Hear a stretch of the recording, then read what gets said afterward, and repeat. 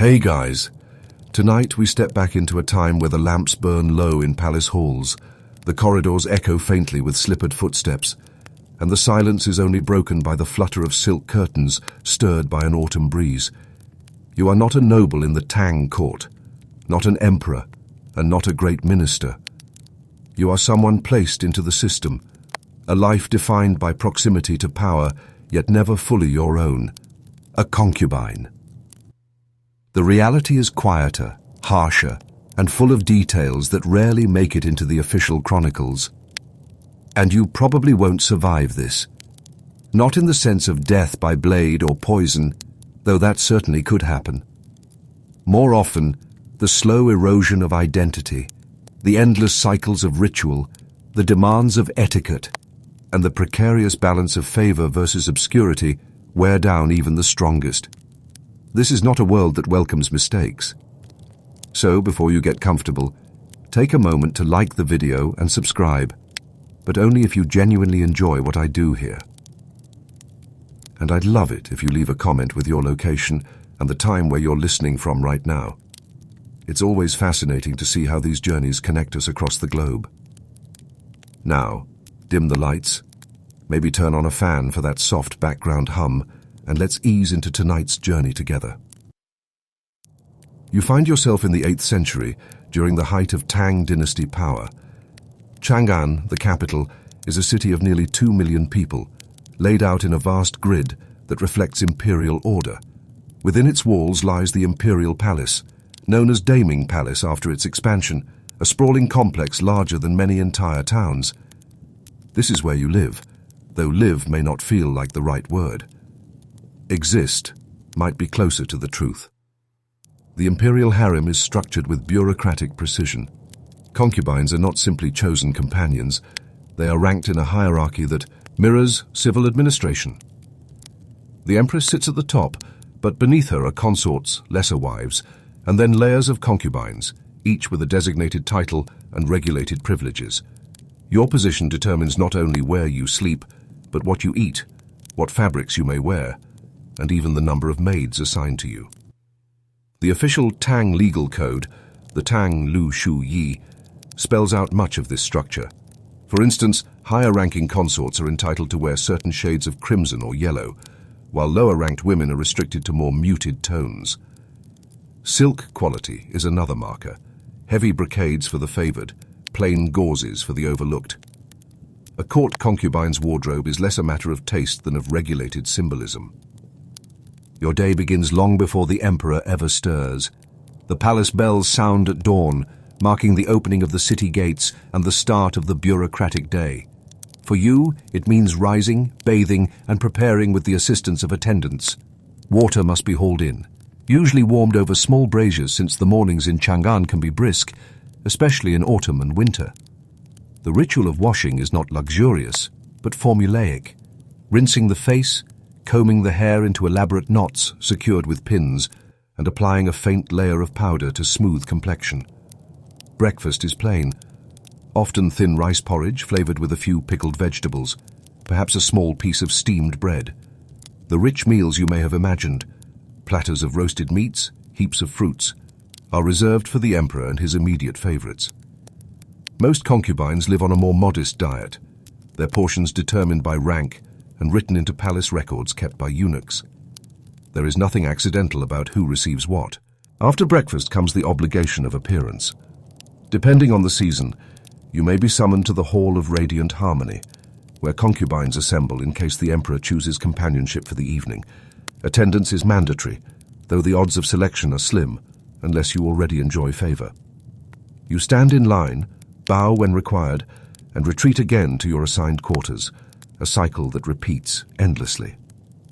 Much of your existence is controlled not by other women, but by eunuchs. They regulate access, keep the records, deliver the emperor's commands, and monitor behavior. The imperial harem is less about spontaneous romance and more about strict logistics, overseen by men who themselves have been stripped of family lines and redirected into the machinery of palace life. They tally everything, the bolts of silk delivered, the quantities of lamp oil consumed, the dates and times of any concubines summoned to the emperor's chambers. These records are not merely bureaucratic, they are political tools. A woman's influence is measurable by the number of visits noted in eunuch registers, which could be consulted by ministers or even weaponized in court disputes. Servants beneath the eunuchs, maidservants assigned to each concubine, are the ones who keep daily life functioning. They sweep, carry water, and fetch food, but they also watch. Any misstep could be reported, whether a comment uttered too freely or a breach of ritual. The palace runs on the seasons as much as on imperial decrees. In spring, perfumed oils are distributed, said to refresh the body and lift the spirit after winter's dampness.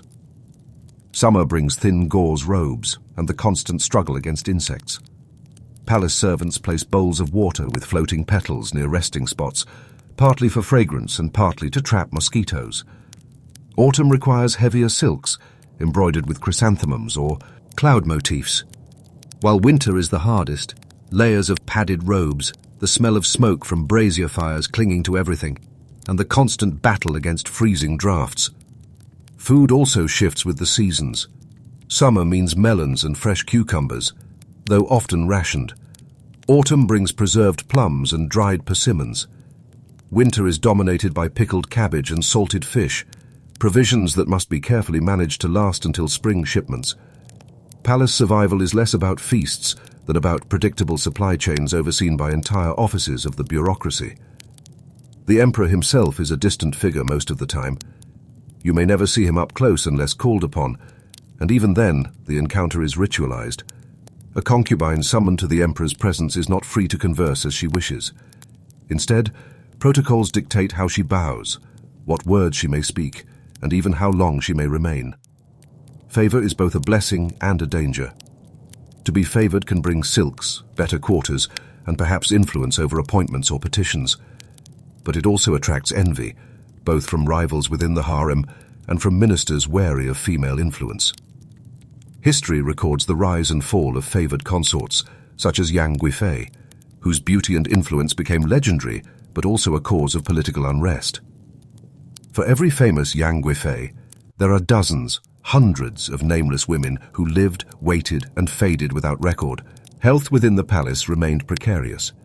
Physicians employed by the court relied on herbal remedies, catalogued in texts such as Sun Simiao's prescriptions worth 1,000 gold. Yet a concubine's access to treatment depended on rank. Minor illnesses might be ignored unless they threatened to spread. Diet played a major role in health management. Warming foods like ginger in winter, cooling foods like lotus root in summer. Yet malnutrition was not uncommon among lower-ranked concubines, who received smaller rations and fewer luxuries. Childbearing, too, carried immense risks. Giving birth to an imperial child could elevate one's status permanently, but miscarriages and early deaths were frequent, often hidden behind the veil of palace silence. Every action is written down. Eunuchs record not only imperial visits but also illnesses, absences from duty, and even punishments. A concubine caught breaking rules might be demoted in rank, reassigned to menial tasks, or in severe cases, expelled from the palace entirely. The bureaucracy ensured that nothing happened without a paper trail. This system reduced individuality into lines of text. You might wonder, centuries later, how many concubines were remembered not by their voices, their feelings, or their inner lives, but by the neat brushstrokes of clerks recording dates and quantities. And so you wait, day after day, through changing seasons, through meals measured out by rank, through appearances in assembly halls, through endless observation by eunuchs and servants. You live in the center of the empire, yet remain invisible, your fate tied to decisions made behind closed doors, your identity shaped more by registers and rituals than by personal choice. As night falls over Daming Palace, the oil lamps flicker, smoke rises in curling threads, and the silence of expectation presses heavily in the air. You wonder, is the more dignity in being remembered as a fleeting favorite, or in being forgotten entirely, disappearing quietly into the machinery of the court? The palace bells toll again in the grey light of dawn, and you rise with them, though sleep never really feels restful within these walls. The air inside your quarters is heavy from the brazier that burned all night. The ashes cool to a faint glow, and your first thoughts are not of freedom, but of order. Every day is a matter of positioning yourself correctly within a system so vast and rigid that the smallest error may cost you more than you can bear. Even before the morning meal, there are obligations of posture and learning. A Tang concubine is not expected to be merely beautiful. She is required to carry the markers of refinement that speak to the dynasty's pride in its culture. Poetry, calligraphy, music. These are not luxuries but expectations, and tutors circulate among the women, drilling them in the tones of the kin and the subtleties of regulated verse. You may never recite your lines to the emperor, but the practice is a form of readiness, a signal that you belong to the cultivated class of the court.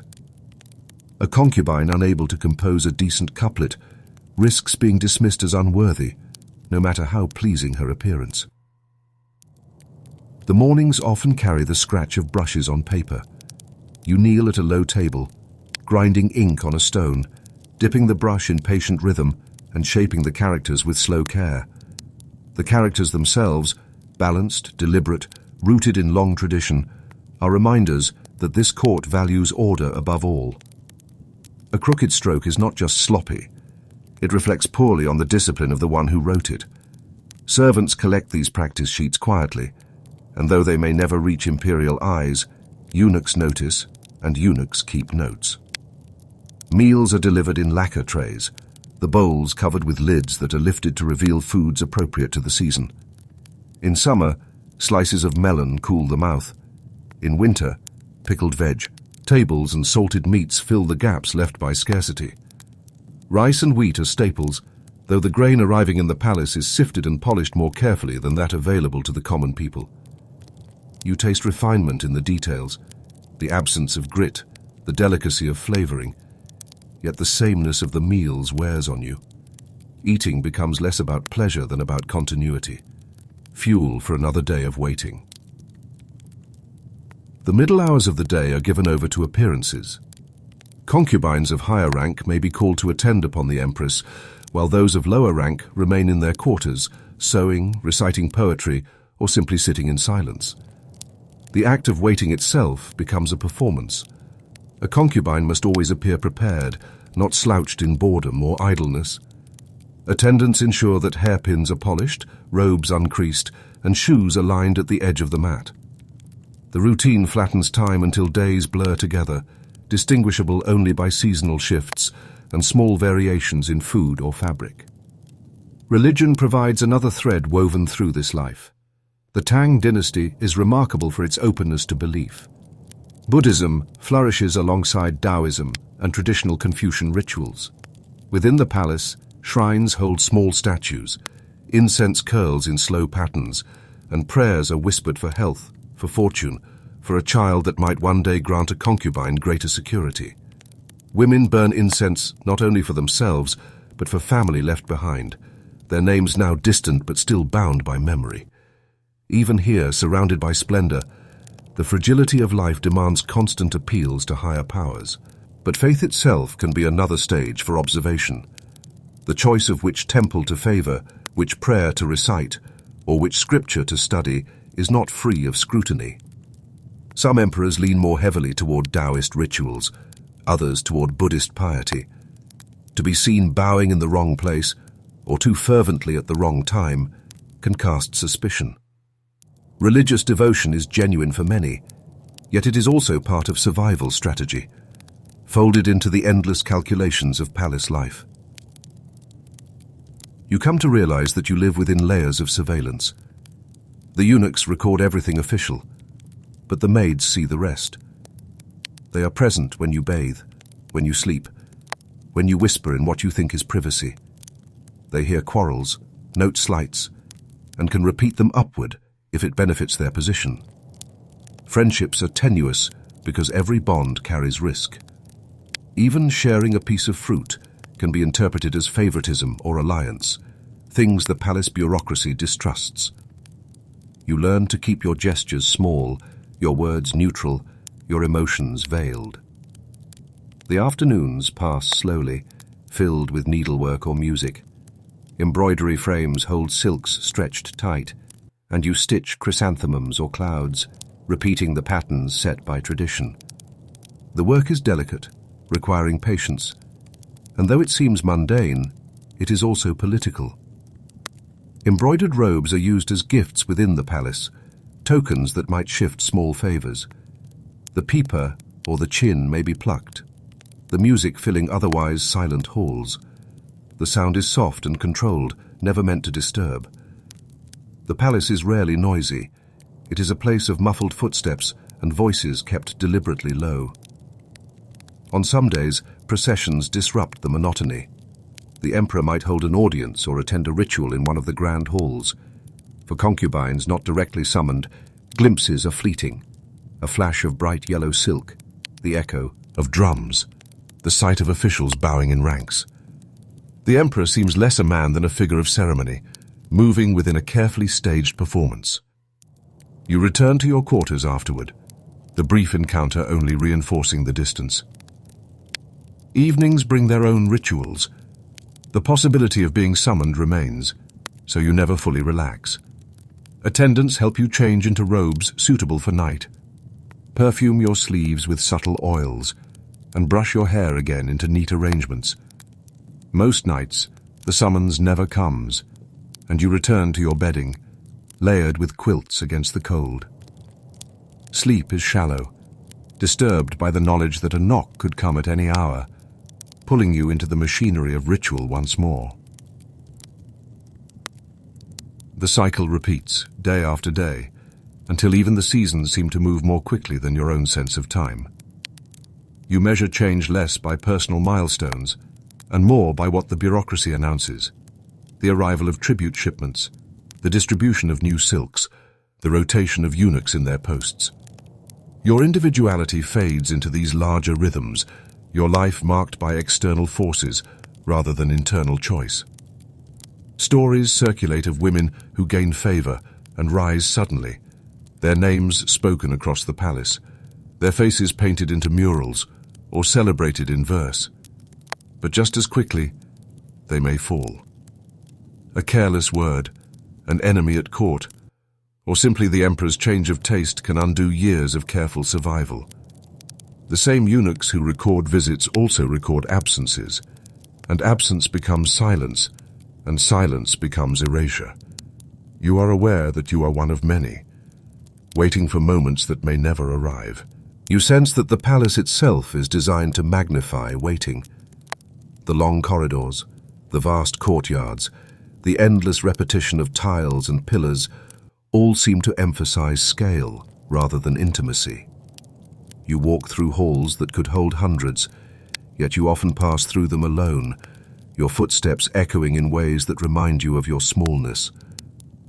The architecture itself disciplines you, reminding you that you are part of something far larger than yourself, something you cannot control.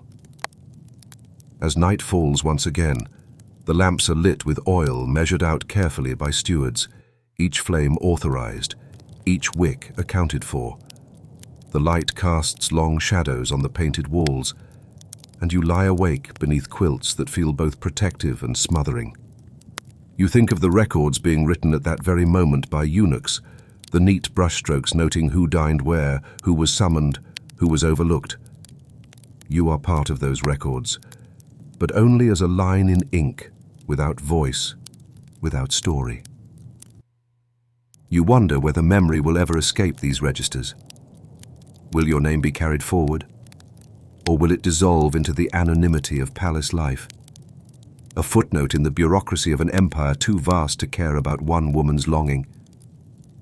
And if a concubine is remembered only as a tally in a eunuch's ledger, does she exist at all? The days lengthen into weeks, and you begin to understand that palace life is not only about the rhythms of ritual and waiting, but about the larger currents of politics that swirl invisibly around you. You may never set foot in the audience halls where ministers debate tax policies or border defenses, yet your existence is tied to those decisions all the same. A concubine is part of a political system, even if she speaks no decrees herself.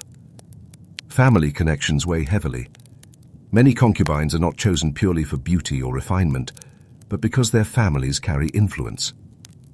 A daughter of a provincial governor may be offered to the palace as a token of loyalty. A clan with literary distinction may see one of its young women elevated as proof of cultural prestige. Even for those who entered the palace from humbler backgrounds, any rise in favor can ripple outward, benefiting siblings, cousins, or even entire villages. You may never write a policy, but your body and presence become channels through which political favors pass. This makes kinship both a strength and a danger. To be linked to a powerful family can ensure resources, but it also paints a target. Ministers wary of factionalism look for signs that a favored concubine is using her position to promote relatives. Eunuchs record visits carefully, and if your family suddenly begins to climb in office, whispers spread that you are manipulating the emperor's favor. The Tang bureaucracy is alert to these possibilities, and its vigilance means that every family letter, every gift, every messenger from the outside must be handled with care. The politics within the palace itself are subtler, but no less fierce. Favor may be won with a verse, a melody on the pipa, or a gentle word at the right moment. But it may also be undone by jealousy, rumor, or the shifting balance of eunuch cliques. The eunuchs themselves, too, who barred from family lines, wield immense influence. They decide who gains access, which messages reach the emperor, which requests are quietly set aside. A concubine may cultivate her attendants carefully, offering them kindness or small privileges, but she can never be sure if loyalty is genuine or temporary.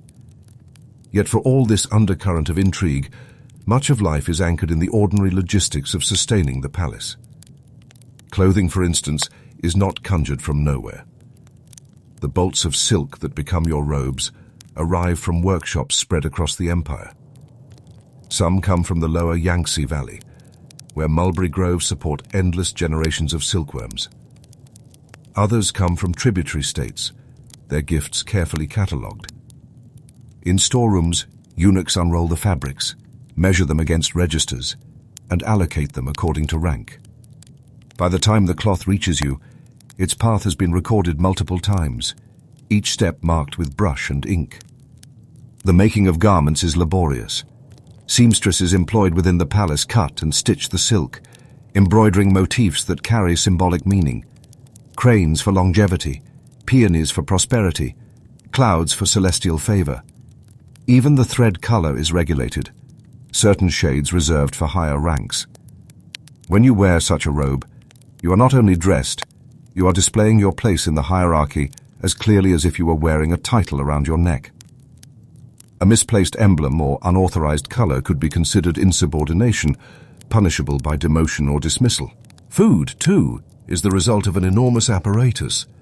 Grain is collected from across the provinces through the tax system, transported along canals and roads, stored in granaries, and finally distributed to the palace kitchens. Meat comes from herds maintained on estates outside the capital. Fish from rivers carefully stocked, fruits and vegetables from gardens managed by specialized staff. Nothing is spontaneous. Each meal has passed through layers of oversight, with eunuchs again noting quantities, waste, and consumption. When you eat a bowl of rice, you are tasting the product of an empire's logistical machine, not just a cook's hand. Preservation is constant work. Salt is used to cure meats and fish, vinegar to pickle vegetables, honey to store fruits. Clay jars line storerooms, sealed with wax to keep contents dry. Fires burn day and night in kitchens, boiling down broths, steaming grains, roasting fowl. Yet while the emperor may enjoy lavish banquets, most concubines eat sparingly, their rations calculated not for indulgence but for maintenance. The kitchens feed hundreds, but the system ensures clear distinction. One woman's portion is determined not by appetite, but by her position. Water is another hidden concern. Carried from wells and cisterns within the palace walls, it must be boiled before drinking, though this is not always done for the lower-ranked women. Illnesses spread quickly in crowded quarters, and waterborne diseases are not uncommon. Eunuch physicians track outbreaks carefully, isolating cases when possible. though not always with urgency for those of little influence. Health, like food and clothing, is stratified. Festivals punctuate the otherwise monotonous year.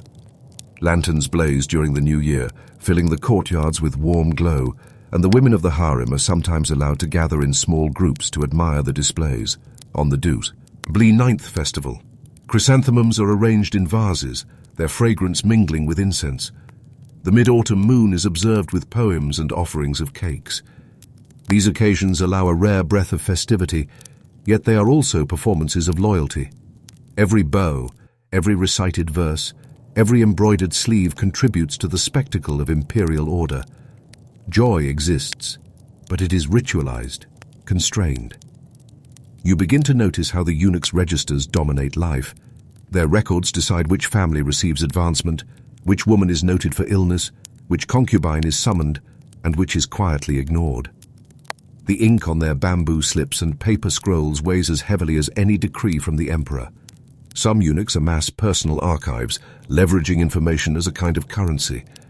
You learn to be cautious around them, to never speak too freely, to never assume a moment is forgotten. Yet despite the vigilance and the politics, the palace is not immune to the outside world. Rebellions in distant provinces can reduce the flow of grain. Floods along the Yellow River can delay shipments.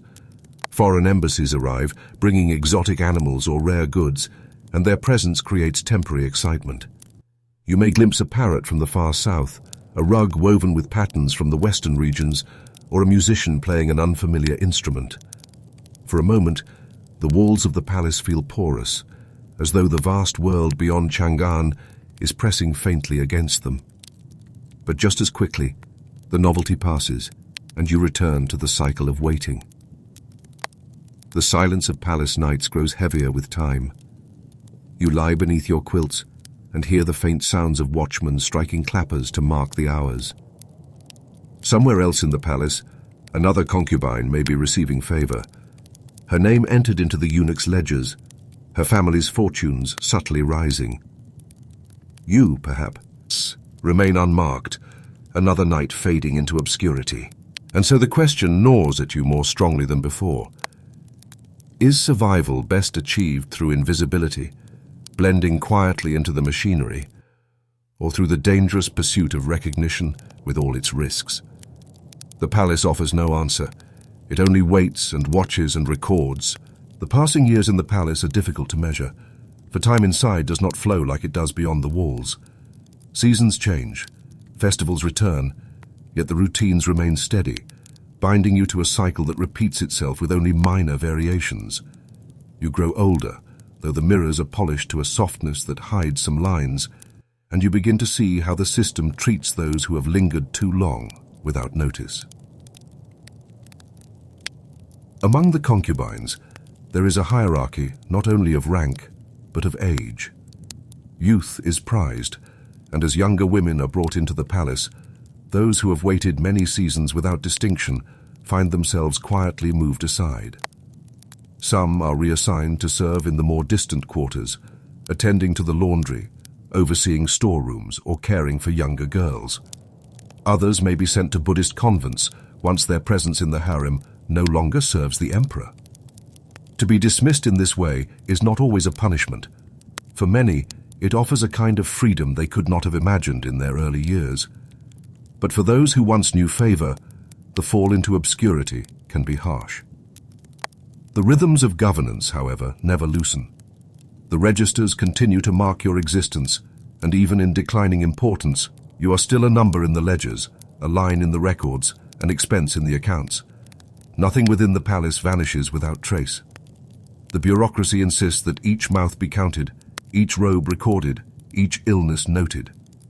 This insistence on documentation, at once dull and oppressive, is what has allowed later generations to understand the outlines of palace life. The very monotony of record-keeping ensured that the daily realities were preserved. You become aware that the palace is both a sanctuary and a cage. Within the walls, you are shielded from the famines and uprisings that sometimes convulse the countryside. Reports of Beisil, Inditri or provincial rebellion reach you only as murmurs, usually when a delivery is delayed or rations are reduced. Yet this protection comes at the cost of seclusion. Years pass without setting foot beyond the Vermilion gates. The city of Chang'an, with its vast markets and foreign merchants, lies only a short distance away. But for you, it might as well be across the desert. Still, traces of the outside world filter in. New fashions appear in textiles, influenced by trade along the Silk Road. Spices from Central Asia find their way into palace kitchens, lending meals subtle changes in taste. Musicians from Sogdia or Kucha are sometimes employed for festivals, their songs mingling with Chinese instruments to create new harmonies. The Tang dynasty's openness to foreign culture is reflected even in these confined spaces, reminding you that the empire is not closed, but interconnected with faraway places. Religion also plays a role in shaping palace life. Buddhist texts circulate, copied by scribes and read aloud in quiet halls. Taoist rituals are performed for health and longevity, with offerings of incense and talismans inscribed with protective spells. Confucian values continue to underpin the structure of hierarchy and obedience. A concubine is expected to embody restraint, modesty, and service, even while navigating the complexities of survival. Faith provides solace to some, resignation to others, and justification to those in power who declare that order within the palace mirrors order within the cosmos. As you age within this order, you begin to notice the fates of others more keenly. Some who once basked in attention slip into bitterness, their days marked by resentment. Others find small satisfactions in daily routines, tending to flowers in the courtyard, teaching younger women to play instruments, or memorizing lines of poetry for themselves rather than for performance. A few, rarely, rise from obscurity to prominence late in life, usually because a son they bore earlier grows important, or because political winds shift unexpectedly. But for most, the pattern is predictable: a brief period of possibility, followed by long years of quiet, and eventually removal from the palace or death within it. Death itself is handled with ritual care. When a concubine passes away, her body is prepared according to palace regulations. If she held significant rank, she may be honored with elaborate rites and interred in a family tomb. If not, her funeral is modest, her name recorded in the rolls, her belongings redistributed. In either case, her existence is formally closed in the ledgers. The bureaucracy ensures even death is orderly, reduced to documents that can be stored and consulted if needed. Yet beyond the palace, the idea of the imperial harem takes on a larger meaning. Poets romanticize it, writing verses about beautiful women languishing in gilded chambers, their talents unappreciated, their love unfulfilled. Artists paint scenes of refined gatherings, elegant robes, and tranquil gardens, rarely capturing the monotony and vigilance that truly defined life inside. The public imagination turns concubines into symbols of luxury and refinement, while the lived reality remains far more constrained. Historians, centuries later, piece together fragments of this world. Official records preserve numbers, appointments, and dismissals. Anecdotal writings describe personalities, and intrigues, though often colored by bias. Archaeological findings, such as combs, jewelry, or fragments of embroidered cloth, provide glimpses of the material life. Together, these traces confirm that the system was less about romance and more about governance, logistics, and the maintenance of imperial authority. The concubine was not merely a companion, but a component in a vast machinery that defined the Tang court. As you reflect on this, you realize that your story is both personal and impersonal. Your daily struggles, your moments of hope and disappointment, may never be remembered in detail. But your presence contributed to the stability of the palace, to the continuity of ritual, and to the reinforcement of hierarchy. The harem was one of the many pillars on which the Tang dynasty rested. It absorbed daughters from across the empire, shaped them into participants in ritual order, and ensured that the emperor was never without a reservoir of symbolic loyalty. In this way, even obscurity carried weight. To endure quietly was to maintain the balance of the system. Your silence preserved harmony, your waiting reinforced structure, Your recorded presence legitimized authority. You may have dreamed of more, of recognition, of love, of influence. But the larger truth was that your life was one thread in a tapestry so wide that no single strand could dominate it. When you think of legacy, then, it is not about whether your name survives in poetry or whether your family rose in fortune. It is about how the very concept of imperial concubinage shaped Chinese history. The Tang dynasty refined systems that had begun earlier, codifying ranks, recording procedures, and integrating the harem into the bureaucratic state. Later dynasties inherited these structures, adjusting them but rarely discarding them. The idea that an emperor must be supported by a carefully ordered household of women endured for centuries. This endurance reveals something important about human history, that much of it is not driven by great battles or dramatic events, but by the steady functioning of institutions, the daily routines of ordinary individuals, and the unglamorous enforcement of rules. The palace concubine embodies this truth. She was neither warrior nor minister, yet her role was essential in sustaining the image and order of imperial rule. And so the story of life in the Tang harem is not simply about waiting or longing. It is about how the empire maintained itself through discipline, surveillance, and ritual. It is about how the lives of women, often overlooked, were central to the continuity of dynastic authority. It is about how dull, repetitive, carefully regulated existence can hold historical significance greater than any fleeting moment of favor. As the lamps dim and the night settles around the palace, you can imagine centuries of women breathing in the same silence, lying on the same silk-covered beds, wondering whether they would be remembered. Most were not, yet their collective presence shaped history in ways that cannot be erased. Their legacy is not in individual fame, but in the structure they sustained. A structure that echoes across time. Long after the walls of Chang'an have crumbled, centuries pass and dynasties shift. Yet the structure of courtly life, with its layers of surveillance and ritual, reappears in other lands under new forms. In a different part of the world, the walls are not made of Tang brick in Chang'an, but of white stone overlooking the waters of the Bosporus. Here, in the Ottoman Empire, the imperial palace in Istanbul becomes the stage upon which another harem organizes, records, and regulates women's lives. Topkapi Palace is a complex of courtyards, gardens, and chambers. Its walls enclose not only the Sultan and his family, but also an entire machinery of servants, guards, scribes, cooks, gardeners, and artisans.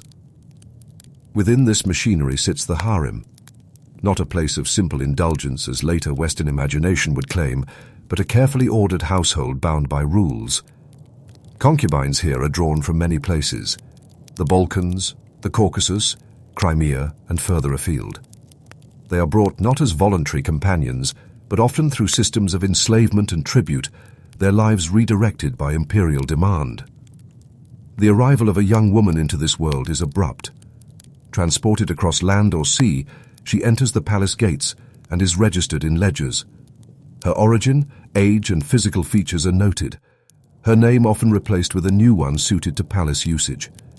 She is washed, dressed in plain garments, and assigned a place among the lowest ranks of the harem.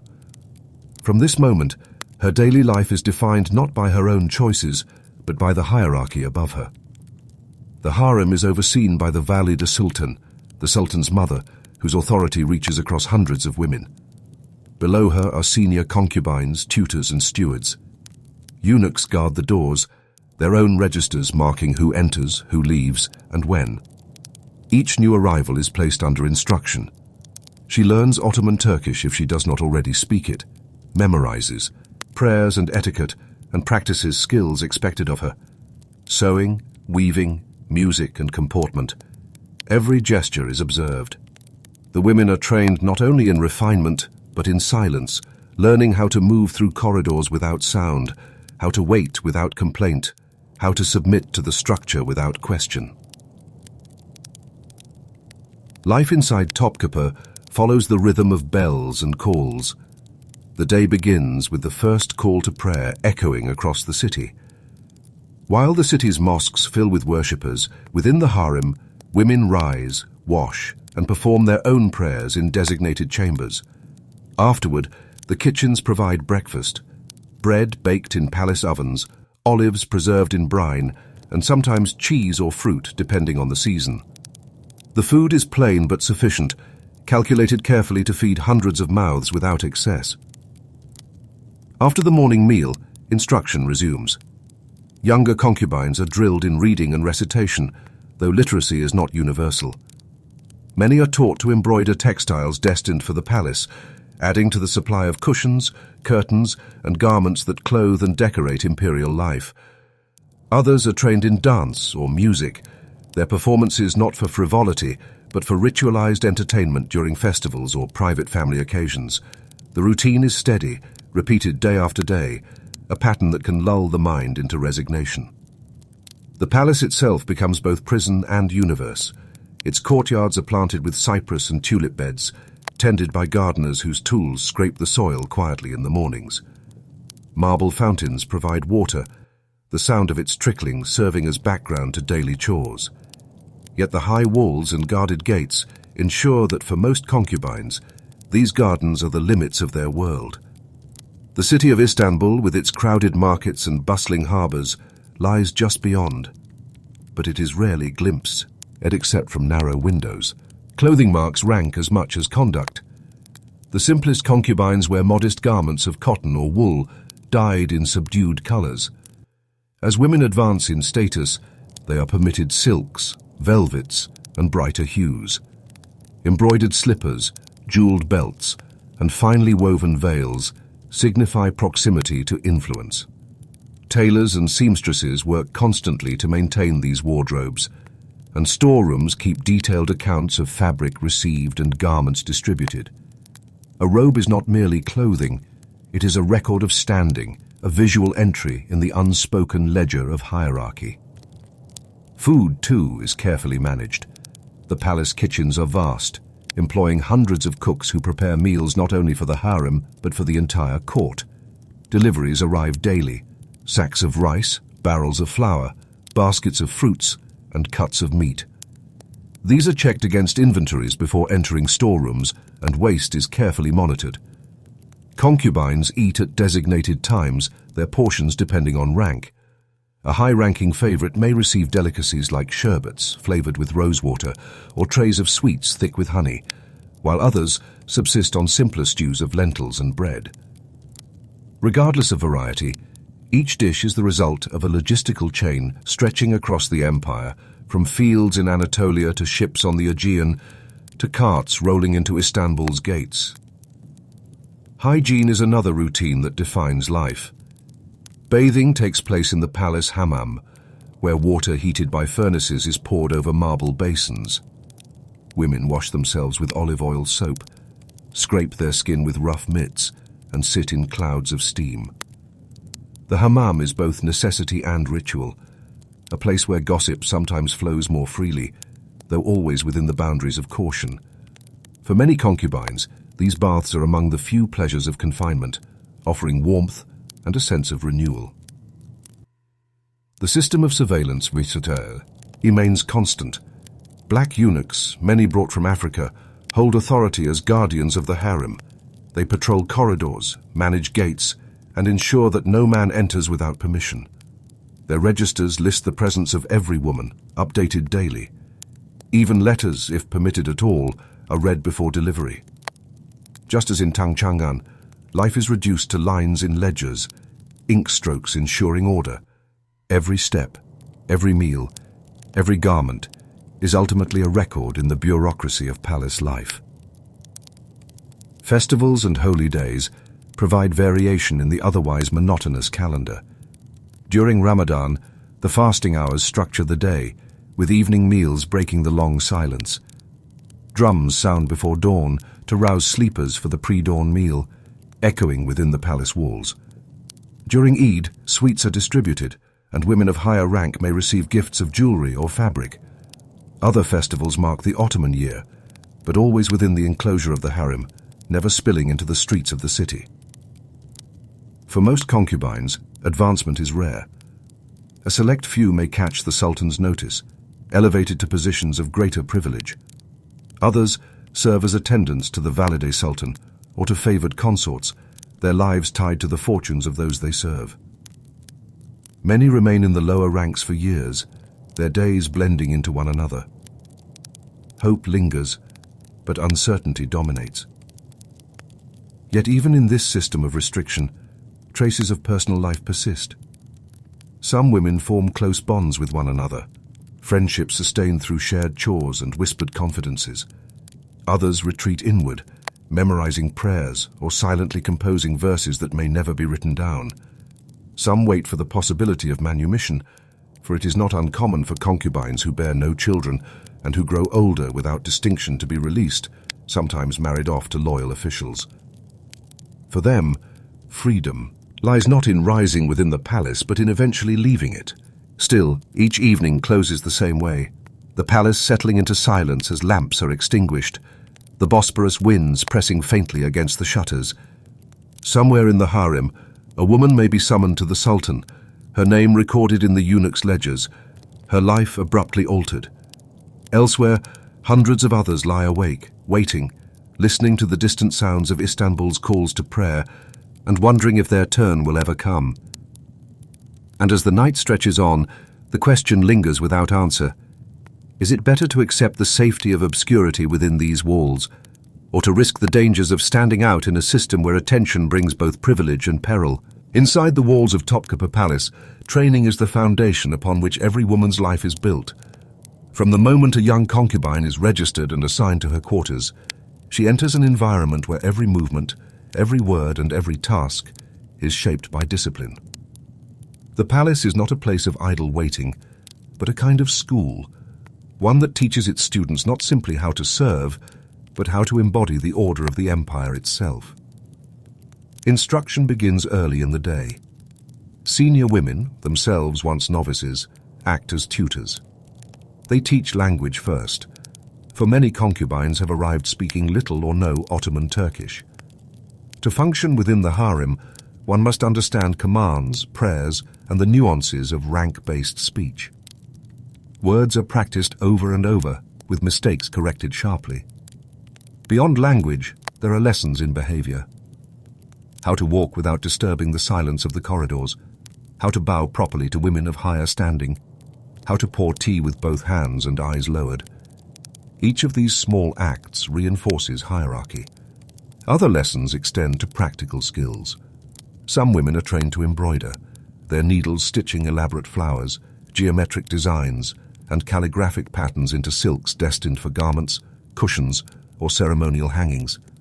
Others practice weaving, spinning, or mending, producing the endless flow of textiles required to clothe the harem and furnish the palace. The work is repetitive, sometimes tedious, but essential. A concubine may spend years bent over cloth, her contribution noted only in inventories of finished items. Music and dance form another layer of instruction. Selected girls are taught to play instruments such as the oud, tambourine, or flute, while others learn to perform dances that will one day be presented during festivals or family gatherings. The training is precise, with movements repeat, until they appear effortless. These performances are not opportunities for self-expression, but for the reinforcement of imperial refinement. They display to visitors and to the palace household that the Ottoman dynasty is surrounded by order, culture, and grace. Above this constant education looms the figure of the valide sultan. As the sultan's mother, she holds authority not only over her son's household, but over the entire harem. Her apartments, larger and more lavish than those of any concubine, symbolize her position.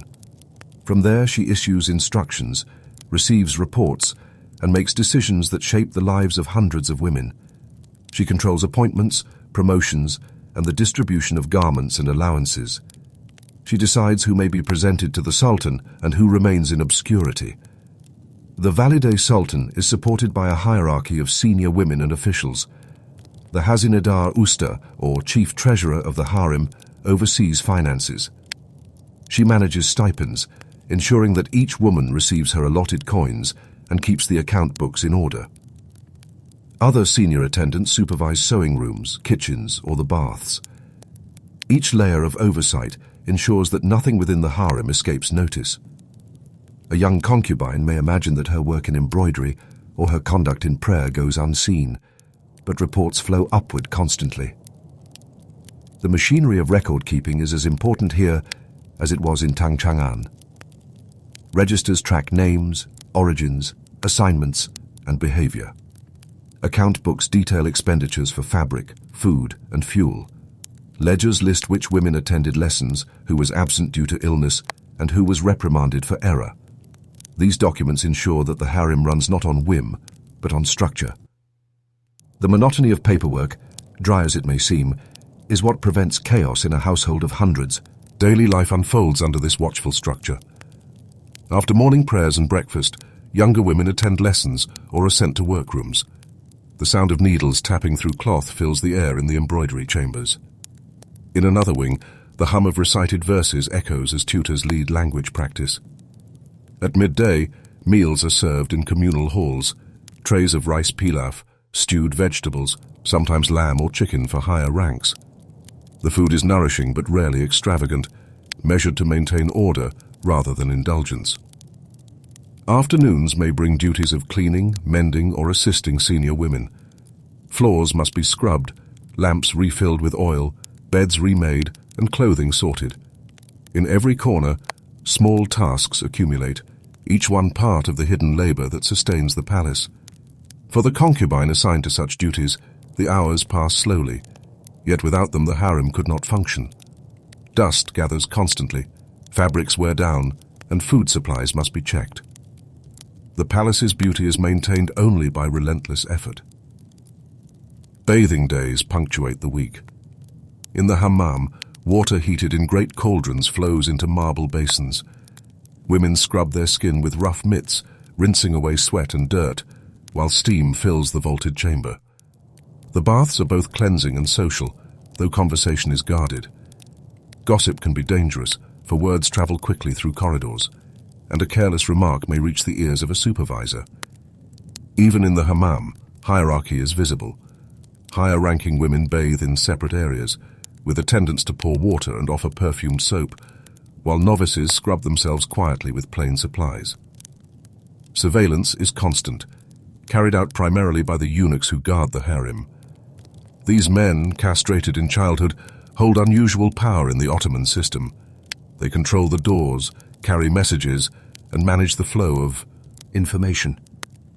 Their black robes and tall hats mark their presence unmistakably. Every movement through the gates is logged. Every visitor's name is written down. Without their permission, no one enters or leaves. For the women, the eunuchs are both protectors and wardens, enforcing rules that bind them to the palace. Advancement within this structure depends on many factors. Skill in embroidery or music may attract notice, but true elevation comes only with the sultan's attention. A concubine who bears a child, particularly a son, gains status immediately. She may be freed from menial labor, moved into more comfortable quarters, and granted personal attendance. Her stipend increases, and her family outside the palace may benefit from her new position. But for every woman who rises, dozens remain in obscurity, their labor sustaining the palace while their names fade into anonymity. For those who do not rise, there is still the possibility of eventual manumission. It is common for concubines who remain childless and who reach a certain age to be released from the harem. Often they are married to officials, soldiers, or merchants, their dowries provided by the palace. This practice ensures loyalty among the empire's servants while also preventing overcrowding within the harem. Yet even freedom carries uncertainty. A woman who entered the palace as a child may leave decades later with little knowledge of life beyond its walls. The outside world can feel as foreign as it did when she first arrived. The influence of the harem extends beyond its walls in subtle ways. Decisions made by the valide sultan and senior women shape not only palace life, but also the careers of ministers, the distribution of resources, and the stability of dynastic rule.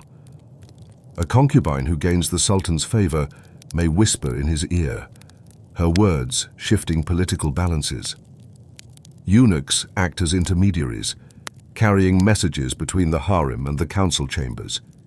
In this way, the palace household intertwines with the state bureaucracy, its internal order reflecting and sustaining the broader order of the empire.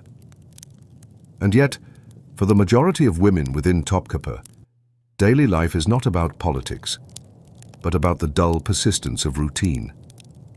Rising before dawn, attending lessons, working with cloth, eating measured meals, cleaning corridors, and sleeping in shared chambers, these cycles repeat endlessly. Time is marked less by personal milestones than by the sound of prayer calls drifting from the city's mosques, by the turning of seasons visible in the palace gardens, and by the occasional festival that momentarily brightens the monotony. The question that lingers is how one endures such a life. Is it better to embrace the training, to perfect the embroidery, the language, the rituals, and find dignity in skill? Or is it better to hope for the rare chance of favor, with all its risks and responsibilities? The registers continue to fill with names, the account books with numbers, but no page can answer this quiet uncertainty. Power inside the harem was never a matter of simple privilege or indulgence. It was structured, recorded, and enacted in ways that touched the entire empire. By the 16th century, the women of Topkapi Palace had become not just companions of the Sultan, but participants in a political system that reached beyond the marble walls.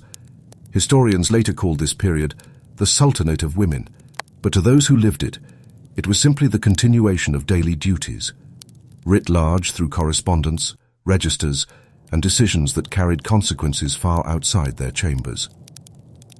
At the center of this world stood the Valide Sultan. As mother of the reigning Sultan, she was not only respected for her seniority, but also vested with practical authority. Messages from viziers, petitions from provincial governors, and reports from military campaigns could pass through her apartments before reaching the ruler himself. Eunuchs acted as messengers, carrying sealed documents through guarded corridors. Each scroll or folded letter was logged into account books, its journey tracked as carefully as shipments of grain or rolls of silk. Bureaucracy did not stop at the threshold of the harem. It lived there as thoroughly as in the divan, the council chamber. Her influence operated through everyday mechanisms rather than dramatic gestures. A promotion here, a marriage arrangement there, the careful allocation of stipends to loyal servants. All these were noted in ledgers and enacted through signatures and seals. If a concubine had shown diligence in her work, she might be rewarded with new garments from the treasury. If a provincial notable sought imperial favor, his family might receive a palace woman in marriage, her dowry supplied by the Valide Sultan's office. Each of these actions required documentation, clerks recording details in long registers that still survive in fragments. The handwriting is steady, repetitive, its beauty lying less in artistry than in the persistence of order. The political role of the harem became especially visible when the Sultan was young or inexperienced. In such cases, the Valide Sultan could act as regent, guiding decisions until her son reached maturity. Yet even in times of strong rule, her hand remained present in subtle ways. Audiences with foreign ambassadors sometimes included not only the Sultan, but gifts directed toward his mother. These presents, bolts of cloth, caskets of jewels, perfumes, or rare foods, entered the palace through ceremonial gates, were inspected by officials, and were then listed in detailed inventories. The act of gift-giving acknowledged the practical truth. Influence in the empire did not flow only through men. Concubines who rose to bear sons could also wield power. The mother of a potential heir might attract alliances, as eunuchs and officials courted her favor. Her apartments would become a site of quiet negotiation, with messages whispered and notes exchanged under the cover of routine visits. Still, such prominence was precarious. Should her son fall from grace, be passed over in succession, or die prematurely, her position could collapse overnight. What had once been a source of security could transform into grounds for exile to the old palace, a separate residence where retired or displaced women lived out their days in relative obscurity. These shifts of fortune were rarely dramatic in daily appearance, They unfolded instead in the slow rhythm of paperwork, orders issued, inventories updated, allowances reassigned. A woman's name might simply stop appearing in certain ledgers, her former chambers reassigned to another. What might look like dry administrative change reflected a human story of ambition, disappointment, or survival. Finance played a key role in sustaining political authority. The harem's treasury was immense, managed by the chief treasurer and her staff, with oversight from the Valida Sultan. Each month, stipends were distributed to women according to rank. These payments, recorded in meticulous columns, ensured loyalty and prevented unrest. When special occasions arose, a festival, a marriage, the birth of a prince, extra allowances were issued, along with gifts of clothing or jewelry. Even acts of charity, such as donations to mosques or the distribution of food to the poor, were channeled through the harem's financial records. Numbers and columns, as much as whispers and favors, sustained the harem's authority. Communication extended outward through correspondence. Eunuchs carried letters sealed with wax or wrapped in cloth, delivering them across the city or even across provinces. Some letters bore the official tugra, the imperial calligraphic seal, while others carried more discreet markings, recognizable only to insiders. The handwriting of scribes trained in the chancery filled page after page, their black ink preserving instructions that connected palace women to governors, judges, or merchants. Behind every act of political influence lay the labor of clerks, the sharpening of reed pens, the preparation of ink, the folding and binding of papers. Foreign diplomats, too, recognized the importance of the harem. Reports from Venetian envoys described not only meetings with viziers, but also the influence of the Valida Sultan or favored consorts. To secure favorable trade terms or political alliances, they sometimes sought access through palace women, sending gifts or cultivating intermediaries. Again, the process was less dramatic than the word intrigue suggests. It consisted of packages inventoried at gates, translators noting details, scribes logging receipts, and courtiers moving silently along corridors. Politics lived in paperwork as much as in whispered conversations. Yet power brought risk. Rivalries between women could grow, especially when succession was at stake. Poisoning, banishment, or confinement were not unknown, though these events were rare compared to the constant backdrop of ordinary tasks. More common was the slow erosion of status, an allowance reduced, a privilege rescinded, a door barred. Life in the harem demanded constant vigilance, not in the form of nightly drama, but in the daily discipline of conduct. A careless remark overheard by a eunuch, a neglected duty, or a misstep in protocol could shift the balance of favor. Amid these dynamics, the routines of palace life continued. Embroidery workshops produced textiles, their patterns echoing across generations. Kitchens boiled pots of rice and stews, their smoke drifting upward into flues. Bathhouses filled with steam, as women scrubbed skin and rinsed hair in preparation for prayers. Corridors were swept, oil lamps trimmed, beds remade. Political decisions might ripple across the empire, but inside the palace they unfolded alongside the sound of brooms on marble, the hum of sewing needles, the soft murmur of lessons. The Sultanate of Women did not end daily monotony. It merely layered influence atop routine. For every decision about viziers or governors, there were hours spent copying texts, hours of chanting prayers, hours of stitching garments. For every festival in which women appeared in splendor, there were weeks of preparation, tailors measuring cloth, cooks kneading dough, scribes calculating costs. Grandeur was the visible surface of a system held together by repetitive, ordinary work. Seasons continued to mark time. Winter required greater stocks of firewood and charcoal, carefully measured and distributed. Summer demanded attention to water supplies and the maintenance of cisterns. Autumn brought the arrival of harvest taxes from across the empire, some of which entered the harem's storerooms in the form of grain, fruits, or spices. Spring festivals demanded new garments, prepared months in advance.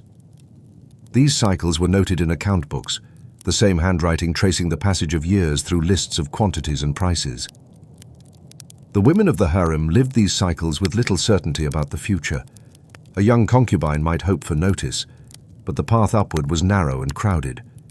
A favored consort might wield influence, but her position was vulnerable to the tides of succession.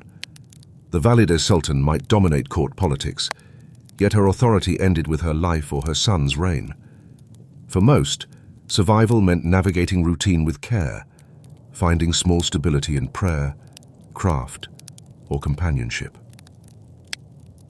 The unresolved question that lingered each night was simple but heavy. When all the ledgers were closed, all the stipends distributed, and all the garments folded away, what remained of a woman's presence in the palace? Was it the trace of her name in a register, the embroidery she left behind, the son she bore, or the whisper she offered at the right moment?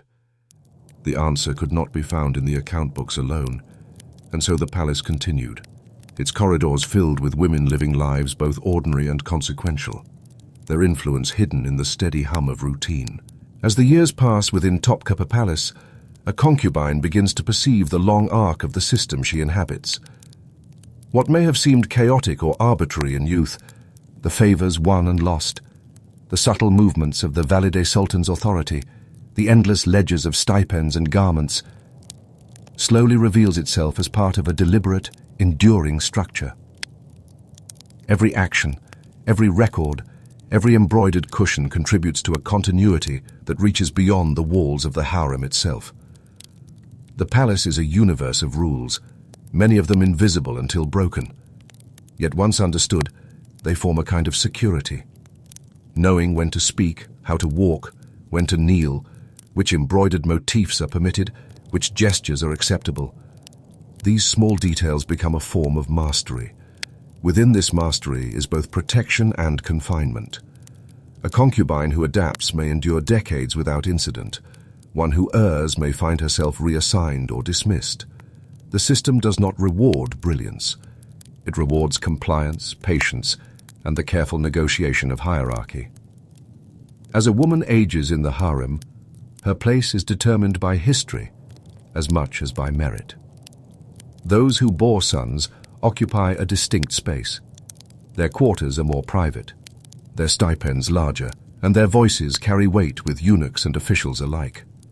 Others who have served faithfully without attracting the Sultan's notice may still achieve a measure of comfort through diligence, their labor acknowledged in quiet ways. A new garment, a preferred bedchamber, or a small increase in allowance. Yet the majority remain largely invisible, their presence recorded only in lists, their influence subtle or non-existent. Even so, the harem's work leaves a trace. Embroidered textiles, garments, and decorative hangings created by concubines continue to circulate within the palace, shaping the environment for generations. The riti, ham of daily life, lessons, prayers, meals, sewing, and cleaning, ensures that the machinery of imperial authority functions without interruption. These repetitive tasks, mundane as they may appear, support the appearance of order, elegance, and stability, which is critical for the perception of imperial power both at home and abroad. The financial records, meticulously maintained, provide another enduring legacy. Account books detail who received what, when, and why, forming a snapshot of life within the palace. These ledgers preserve the structure of distribution and hierarchy, offering future historians a window into the routines, privileges, and labor of women who are otherwise largely absent from traditional narratives. While these documents do not capture the entirety of personal experience, they record the facts that allowed the empire to function day after day, year after year. Even rituals contribute to this legacy. The observance of festivals, religious practices, and ceremonial audiences provides continuity not only for the Sultan and his household, but also for the empire at large. A well-prepared Eid celebration, a carefully arranged Ramadan feast, a correctly executed audience with an envoy, each event reinforces the perception of stability. And behind every display is the silent labor of hundreds of women whose names may never appear in history books, yet whose work makes governance possible. The Valide Sultan's influence, now more fully understood, demonstrates the complex intertwining of domestic and political authority. She shapes succession, advises her son, and manages a network of officials and eunuchs, all while overseeing the minutiae of daily life in the harem. Through her example, it becomes clear that women in the palace exercise power not only through ceremony, but through the persistent, often invisible management of people, resources, and information. Their authority is grounded in knowledge, organization, and patience, rather than in overt displays of force. The network of concubines also leaves its imprint on society outside the palace walls. Sons who grow to positions of prominence carry traces of maternal influence, and marriages arranged for women leaving the harem reinforce alliances with the bureaucracy. These subtle channels of influence extend far beyond the marble courtyards and tiled roofs, shaping governance, trade, and even diplomacy.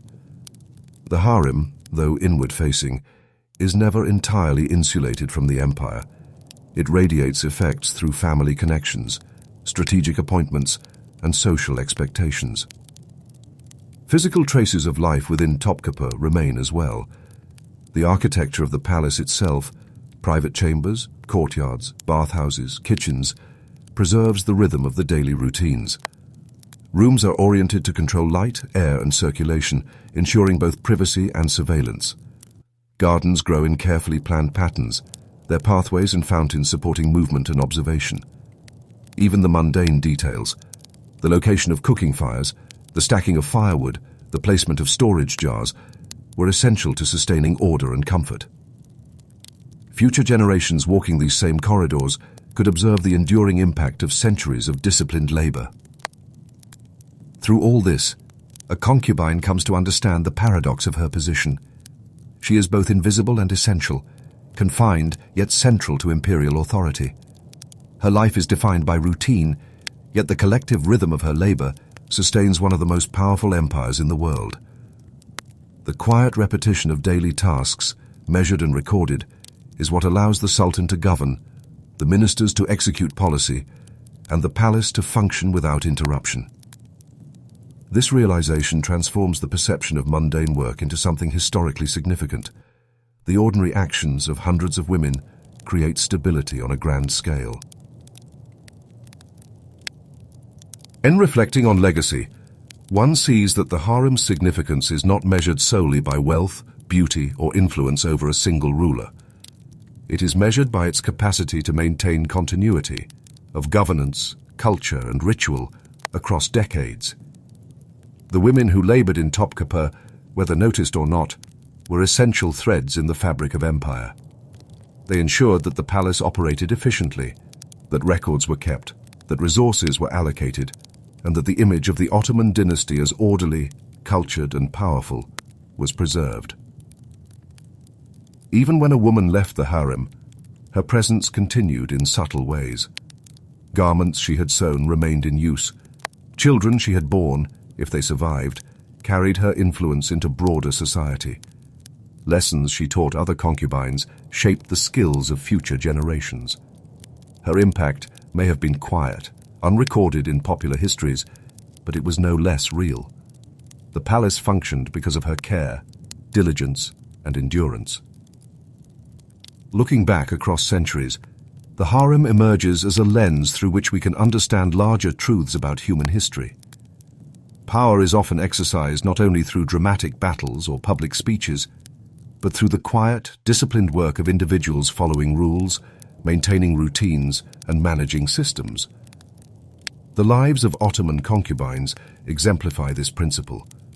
Their existence, largely invisible, underpinned structures of authority, administration, and social order. They were, in essence, custodians of continuity. As night settles over the palace, the lamps extinguished and the fountains hushed, one can imagine the corridors once filled with soft footfalls and the rhythmic tapping of needles, the faint murmur of prayers, the careful recording of accounts. These sounds, once ordinary, now become echoes of history, preserving the presence of countless women whose labor ensured that empires re-endured. Their significance is revealed not in fame or recognition, but in the functioning of the world around them, a quiet yet enduring imprint on history itself. And so, the story of life in the Ottoman harem is a story of subtle power, sustained routine, and invisible influence. While poetry and legend may later romanticize these women, the reality is a testament to endurance, discipline, and the essential role of ordinary actions in supporting extraordinary institutions. They were both participants and witnesses, constrained yet indispensable, silent yet foundational. Centuries have passed since the Topkapi Palace walls first echoed with the soft tapping of needles, yet the patterns of courtly life recur in distant lands, under different skies and across rivers and mountains. In Beijing, within the Forbidden City, the emperor's household follows rhythms that are familiar and yet distinct, shaped by the grandeur of Ming and Qing architecture, the strict hierarchies of Manchu court life, and the pervasive observance of Confucian ritual. The city outside hums with merchants, artisans, and officials, yet inside the high walls, time moves differently. For the women of the imperial harem, arrival is abrupt and total. A girl chosen for palace service, often through family recommendation, examinations, or sometimes even through distant networks of patronage, enters a world governed by rules she could scarcely imagine. Her personal name may be replaced by one assigned by the emperor or the palace administration, marking the start of a life recorded, monitored, and organized by bureaucratic precision. She is given quarters in the inner court, garments appropriate to her status, and a series of lessons that will define her existence for years. The Forbidden City itself is a labyrinth of courtyards, halls, pavilions, and gardens, all arranged along a central axis and surrounded by high walls and moats. Within this vast complex, the harem occupies multiple wings, its architecture designed to regulate movement, enforce hierarchy, and ensure privacy. Gateways and corridors divide spaces for concubines of differing ranks. Hallways are guarded by eunuchs who record entries and exits, deliver orders, and serve as intermediaries between the women and the emperor. The design ensures both surveillance and security, with every turn of a corner, every door, every window, contributing to a subtle map of control. Daily life begins before the city awake, ends. Women rise before dawn, performing ablutions in modest chambers. Water is drawn from cisterns or channels running through the palace, heated as needed for washing. Prayers, often Confucian in observance, mark the start of the day, emphasizing filial respect, obedience, and ritualized order. Afterward, breakfast is served, steamed buns, congee, preserved vegetables, and occasionally fruits brought from imperial gardens or provincial tribute. Meals are carefully portioned according to rank, ensuring that those higher in hierarchy receive slightly more choice or variety, while lower-ranking women are fed simple but sufficient sustenance. Instruction fills the morning hours. Young concubines are taught the classics, memorizing passages from Confucian texts and practicing calligraphy. Literacy is essential, for reading, writing, and comprehension of ritual manuals allow a woman to participate in the daily governance of the palace household. In addition, embroidery, weaving, music, and poetry form part of the curriculum. The work is repetitive, yet precision and elegance are prized. A misaligned stitch, a poor brushstroke, or a mispronounced character can be noted by supervising women, influencing future standing. Supervision comes from senior women, themselves products of years of service and study. These tutors and attendants observe conduct, provide corrections, and issue instructions, ensuring that the harem operates according to both imperial protocol and the unwritten rules of the household. Eunuchs patrol corridors, noting deviations, delivering messages, and enforcing regulations. Registers track who attends lessons, who completes assigned tasks, and who falters in duties. Daily life is thus framed by both education and surveillance, creating a rhythm that defines existence. Gardens, courtyards, and interiors of the Forbidden City provide a measured space for movement and activity. Women may walk along stone paths lined with potted plants, practice music in chambers designed for acoustics, or study calligraphy in halls where sunlight falls just so. Even leisure is structured. Reading, embroidery, or conversation is limited to permissible topics, with senior attendants observing. The outside world, Beijing's streets, markets, or festivals, is visible only from select windows and rarely entered. The walls of the palace contain both protection and isolation, shaping experience as thoroughly as the lessons or rules themselves. Rank determines nearly every aspect of life. Lower-ranking concubines wear simple silk garments, often in subdued colors. As a woman ascends, robes become more elaborate, featuring embroidered dragons, phoenixes, or floral motifs. Headpieces, jewelry, and sashes signify status, making hierarchy visible at a glance. Tailors and seamstresses, themselves organized under senior officials, produce garments according to meticulous orders. Each stitch, seam, and pattern is logged in records, with quantities, fabric sources, and intended recipients noted. Even clothing becomes a ledger of social order. Meals continue throughout the day with strict timing. Lunches may include steamed buns, soups, and seasonal vegetables, often prepared by teams of palace cooks who manage food supply from provincial tributes and palace gardens. Kitchens are hubs of organization, where ingredients are weighed, inventories maintained, and leftovers accounted for. Even small errors are recorded: a missing portion, a delayed delivery, a spoiled item, each one noted and addressed to prevent larger disruption. The work of feeding hundreds is an exercise in dull precision that nevertheless sustains the life of the entire palace. Afternoon routines involve a combination of instruction, craft, and maintenance. Embroidery rooms echo with the tapping of needles. Music chambers hum with stringed instruments. Study halls see the repetition of poetry, calligraphy, and ritual recitation. Women may also assist in cleaning chambers, arranging furnishings, or preparing ceremonial items for upcoming imperial rituals. Each activity, no matter how minor, contributes to the smooth functioning of the harem and, by extension, the palace. Bathing remains a regular ritual, often scheduled weekly or bi-weekly. Large tubs are heated using wood-fired furnaces, water distributed carefully to maintain privacy and warmth. Soap and oils are provided according to rank, with higher status women receiving fragrant materials. The hammam, or bathing chamber, is not only for hygiene, but also for ritual purification, aligning with seasonal, ceremonial, or festival obligations. Women learn to time their ablutions carefully, observing hierarchy while completing necessary self-care. Observation and surveillance continue throughout all these activities. Eunuchs, registers, and senior attendants ensure that every woman is accounted for. Attendance at lessons, work completion, and conduct during meals are all noted. Records serve not only administrative purposes, but also the subtle enforcement of compliance. For a concubine, understanding the rules and their enforcement is as critical as mastering embroidery or calligraphy. Survival in this system requires attentiveness to both instruction and hierarchy. Evenings in the Forbidden City follow prescribed rhythms. Tea and light refreshments may be provided, followed by reading, embroidery, or quiet conversation. The courtyard fountains trickle softly, and the sound of wind through latticed windows punctuates the silence. Night prayers, performed according to ritual, close the day. Women retire to their chambers, often shared, where the space is kept orderly and personal effects minimal.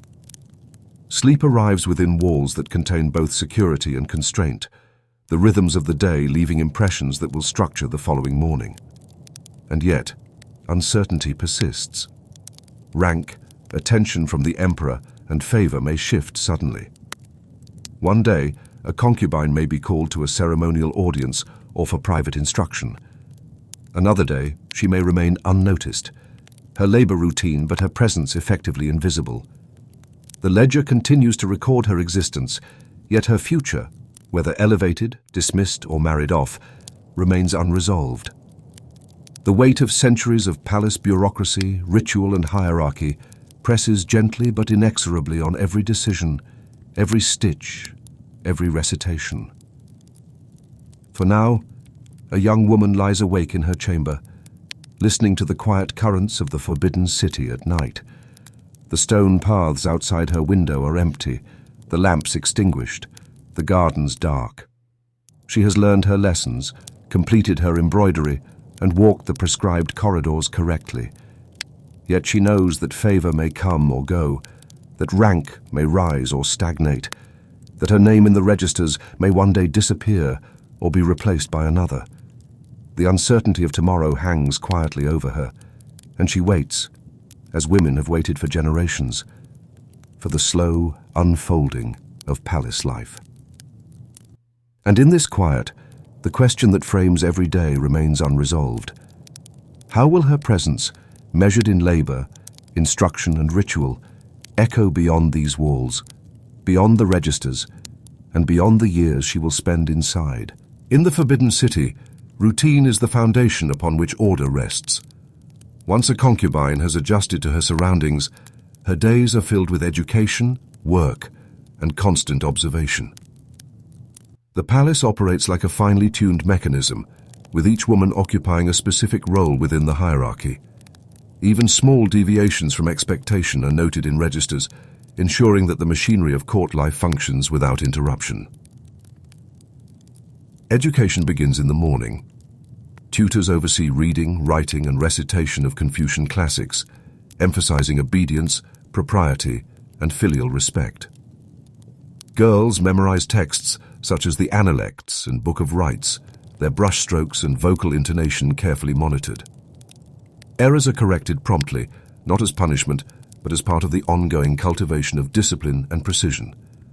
Success is measured less by insight than by faithful reproduction of forms, for the system values consistency and compliance over personal expression. Language training extends beyond Chinese, particularly for girls brought from ethnic minorities or remote provinces. They must learn courtly Mandarin, the specialized vocabulary of etiquette, and the subtleties of rank-specific speech. Mispronunciation or misuse of honorifics can affect daily life, from seating arrangements to meal distribution. Eunuchs and senior women quietly enforce these rules, ensuring that linguistic competence becomes an invisible marker of suitability for higher rank. Practical skills form another major component of education. Embroidery workshops hum with activity, needles tapping silk and satin in repetitive precision.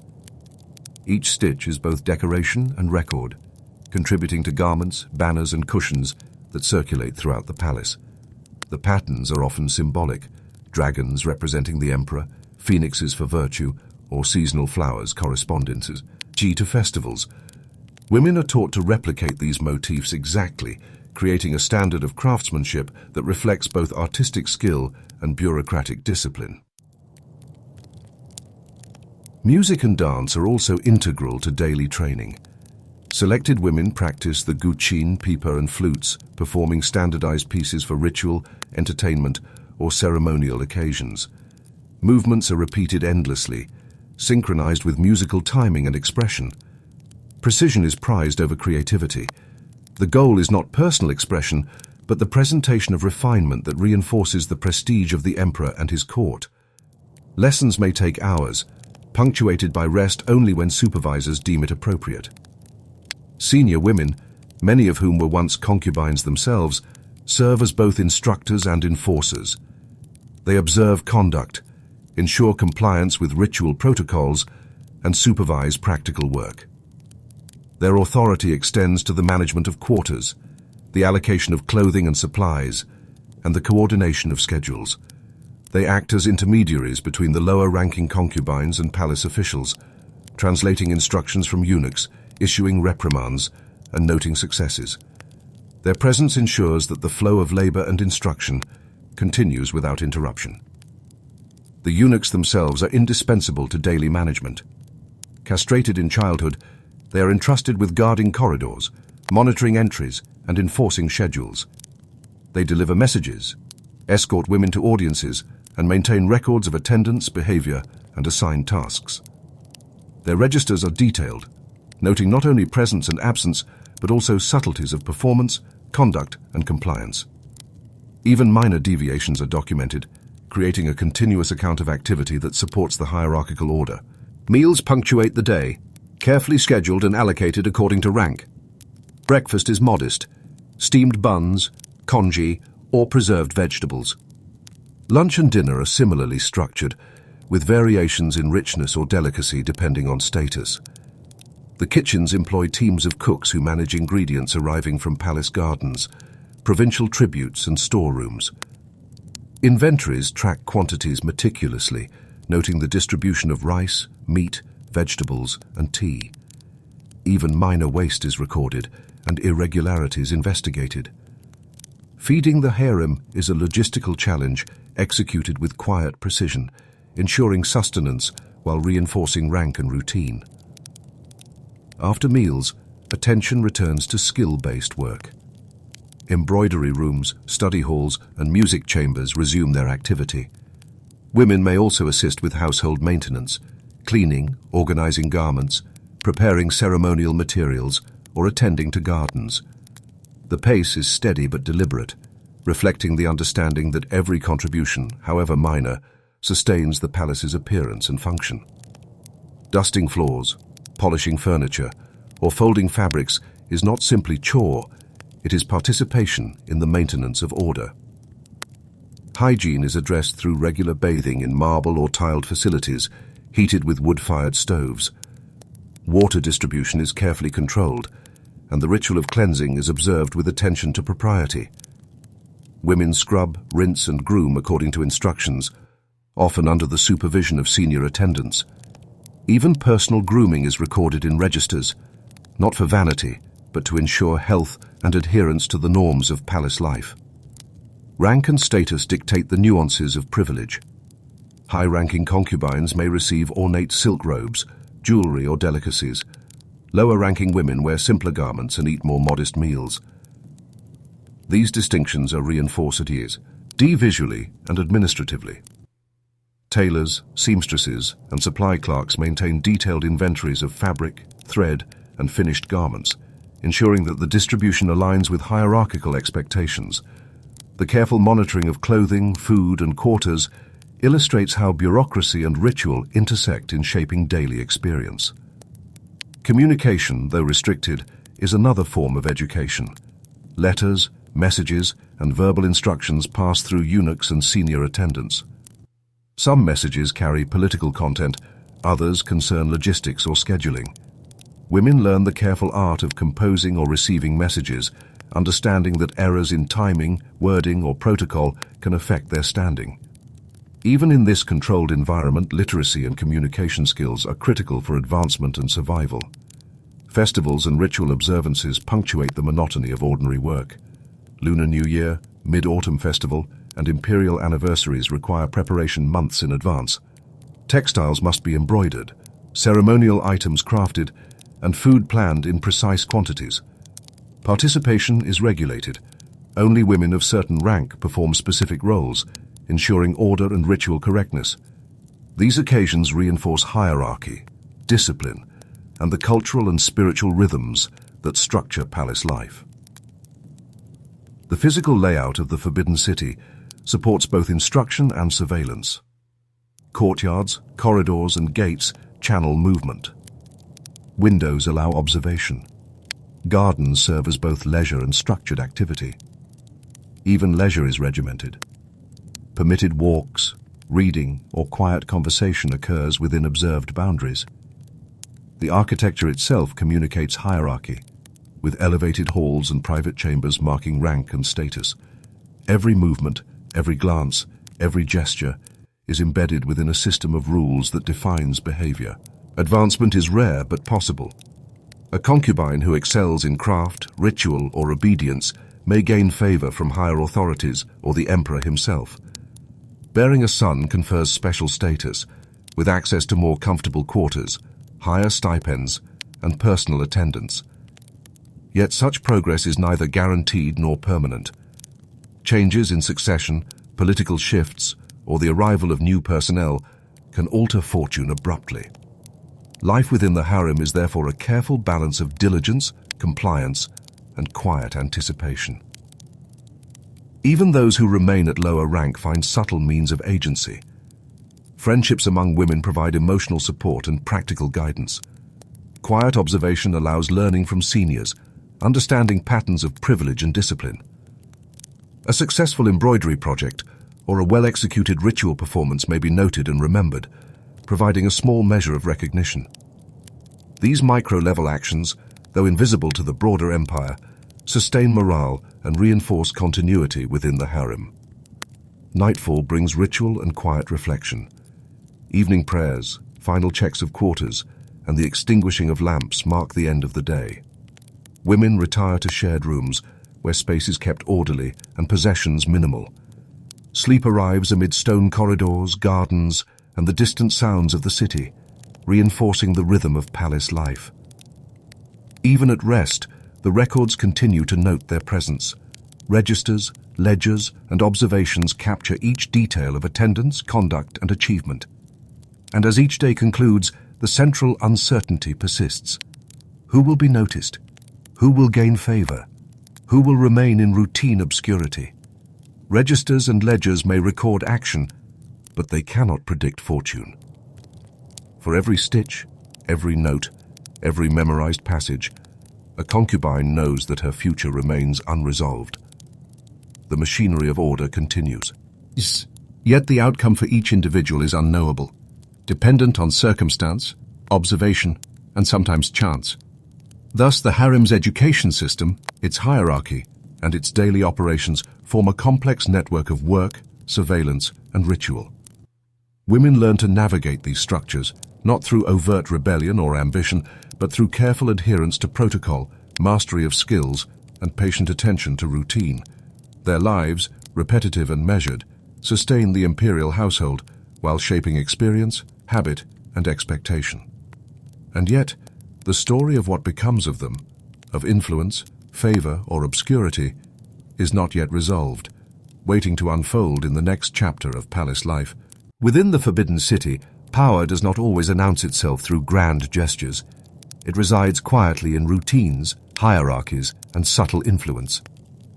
By the mid-Qing period, the harem had evolved into a system where women, while physically confined, could exert significant sway through social networks, ceremonial roles, and proximity to the emperor. Their lives were structured around precision, but within that structure, influence could emerge almost invisibly, as a brushstroke on silk or a carefully delivered word. The emperor's attention was the central axis of potential power. A concubine who captured his notice could see her rank elevated, her quarters improved, and her stipend increased.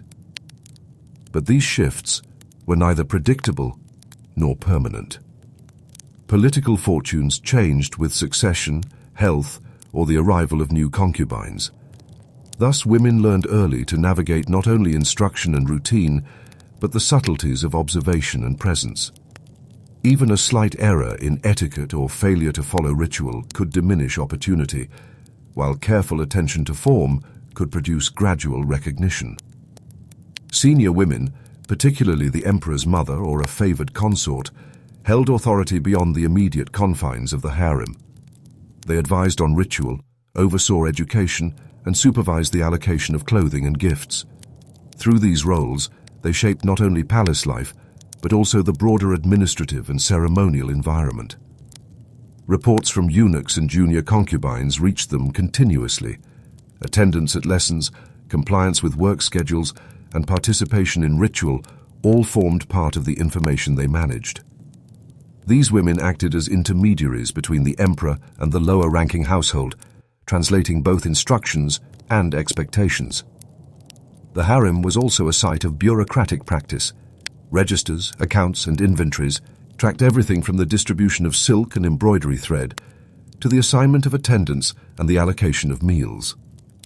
Documents were carefully organized, with columns for names, dates, and tasks. Clerks, often eunuchs, maintained these records with steady, repetitive diligence. Even a minor miscount or omission could ripple through the household, affecting allowances, assignments, and perceived competence. Order depended on this relentless recording of detail. Ceremonial observances provided another arena in which influence could manifest. Lunar New Year, imperial birthdays, weddings, and other festivals required preparation months in advance. Roles in processions, performances, and ritual were assigned according to rank and favor, and careful execution of duties reinforced both hierarchy and social capital. A well-timed gesture, a flawlessly embroidered banner, or a precise reading of a ceremonial script could attract attention and subtly elevate a woman's standing. Conversely, missteps, however minor, could diminish reputation, even in the absence of public notice. The emperor's mother, in particular, wielded authority through both formal and informal channels. She oversaw the distribution of stipends, arranged marriages for women leaving the palace, and managed relations between concubines and officials. Through her guidance, the harem exerted influence beyond its walls. Daughters or nieces of concubines might be married strategically into bureaucratic families, consolidating loyalty and reinforcing imperial networks. Her authority, grounded in ritual, rank, and maternal connection, allowed her to mediate disputes, guide succession matters, and shape the day-to-day functioning of the palace. Eunuchs played a vital role in this dynamic. Acting as messengers, guards, and record keepers, they controlled access to the emperor and transmitted information between women of different ranks. Their presence ensured that orders were followed and that deviations were noted. Registers maintained by eunuchs listed absences, errors in ritual performance, and the completion of craft tasks, forming a continuous record of activity. The careful logging of these details was both administrative and political, creating a map of presence, behavior, and influence that could be interpreted by senior women and, indirectly, by the emperor. Beyond formal channels, informal networks shaped outcomes. Relationships among concubines, between teachers and pupils, or between attendants and clients, created webs of support and influence. Knowledge of protocol, shared observation of routine, and awareness of social nuance allowed women to navigate opportunities, avoid missteps, and occasionally secure favor. Gossip, though discouraged, functioned as a subtle medium for conveying reputation, warnings, or alliances. These networks were rarely visible to outsiders, yet they underpinned the functioning of the harem as a political as well as domestic space. The management of material resources reinforced this influence. Garments, textiles, food, and ceremonial supplies were tracked meticulously. Allocation followed both rank and ritual need, with inventories noting fabric types, quantities, patterns, and intended recipients. Sewing and embroidery workshops produced clothing for both daily use and special occasions, each piece logged and accounted for. Through these processes, women could subtly demonstrate competence and reliability, contributing to the perception of order and thereby enhancing their standing. Health and well-being were also matters of careful administration. Physicians and attendants monitored diet, illness, and recovery, while bathing and hygiene routines were scheduled and enforced. Even minor disruptions, delayed water heating, missing ingredients for meals, or overlooked laundering, were recorded and addressed to prevent cumulative disorder. By maintaining these routines, concubines and attendants ensured not only the smooth functioning of the household, but also the emperor's confidence in the stability of his domestic environment. Despite the predictability of routine, uncertainty always persisted. Favor could shift unexpectedly. A new consort might arrive, changing the balance of attention and privilege. Political upheavals, succession crises, or imperial health issues could alter the hierarchy overnight. Women learned to anticipate these shifts, adjusting conduct, perfecting skills, and observing senior figures for clues. Success depended less on brilliance than on adaptability, patience, and meticulous attention to the rhythms of daily life. Even minor gestures held weight. A carefully placed offering of fruit, a precise arrangement of silk, or a correctly timed bow during audience could subtly influence perception. These acts, embedded within routine, were the currency of quiet power. Registers might note compliance or error, but they could not fully capture the skill and strategy involved in sustaining attention and favor. The ability to act with discretion, to balance diligence and deference, was as important as any formal education. Seasonal rhythms shaped the flow of activity. Winter required careful monitoring of fires, heating, and storage. Spring demanded cleaning, garden preparation, and textile renewal. Summer brought attention to water supply, ventilation, and cooling. Autumn involved the preparation of tribute and festival materials. These cycles intersected with routine instruction and ceremonial obligations, layering multiple rhythms on top of one another. The harem functioned as a microcosm of order, where time, labor, and hierarchy intertwined seamlessly. Even the architecture contributed to subtle influence. Chambers, corridors, gates, and courtyards channeled movement, regulating observation and proximity. Elevation, orientation, and placement signaled rank, providing both privilege and restriction. Gardens, pavilions, and halls offered spaces for work, rehearsal, or ritual, yet every step remained embedded within a larger structure of control. Understanding and navigating these spaces was part of the daily skill set required for survival and advancement. And yet, for all the structure and precision, uncertainty remained. A concubine might perfect her embroidery, recite her classics flawlessly, and maintain impeccable conduct, yet still remain unnoticed. Favor might arrive unexpectedly, shifting hierarchies and creating new opportunities. Conversely, misfortune could arrive quietly. Illness, disfavor, or reassignment might alter daily life without ceremony or announcement. The women learned to live in this tension, balancing discipline with patience, diligence with hope, and routine with subtle observation. Thus, the harem emerges as a complex network of power, routine, and subtle influence. Hierarchies are maintained not through spectacle alone, but through records, rituals, craft, and daily obedience. Women exercise power through compliance, skill, and discretion, shaping both their immediate environment and, indirectly, the broader workings of the imperial household. Influence is quiet, often invisible to outsiders, yet it ripples through corridors, registers, and ritual spaces, reaching far beyond the walls of the palace. As night descends, the corridors grow silent, workshops empty, and courtyards dim. The sound of water in fountains, the occasional brush of wind through latticed windows, and the soft rustle of silk garments are the only indicators of life. Within chambers, women reflect on their place in this intricate system. They have navigated instruction, mastered craft, observed hierarchy, and participated in ritual. Yet the ultimate question remains unresolved. Which of them will rise to influence? Which will remain in obscurity? And which will see their fortunes altered by forces outside their control? Even with meticulous records, careful observation, and disciplined conduct, the future is unknowable. For every act of diligence, every perfectly executed ritual, there is the uncertainty of fortune. The registers document effort, but they cannot predict reward. The corridors hold history, but they cannot guarantee recognition. The palace itself enforces order, yet within that order, individual outcomes remain suspended, waiting to unfold in time. The harem of the Forbidden City, with all its rules, routines, and hierarchies, leaves a legacy that extends far beyond the walls of Beijing. For centuries, historians and visitors have marveled at the grandeur of the palaces, the precision of ritual, and the ceremonial life of the emperor's household.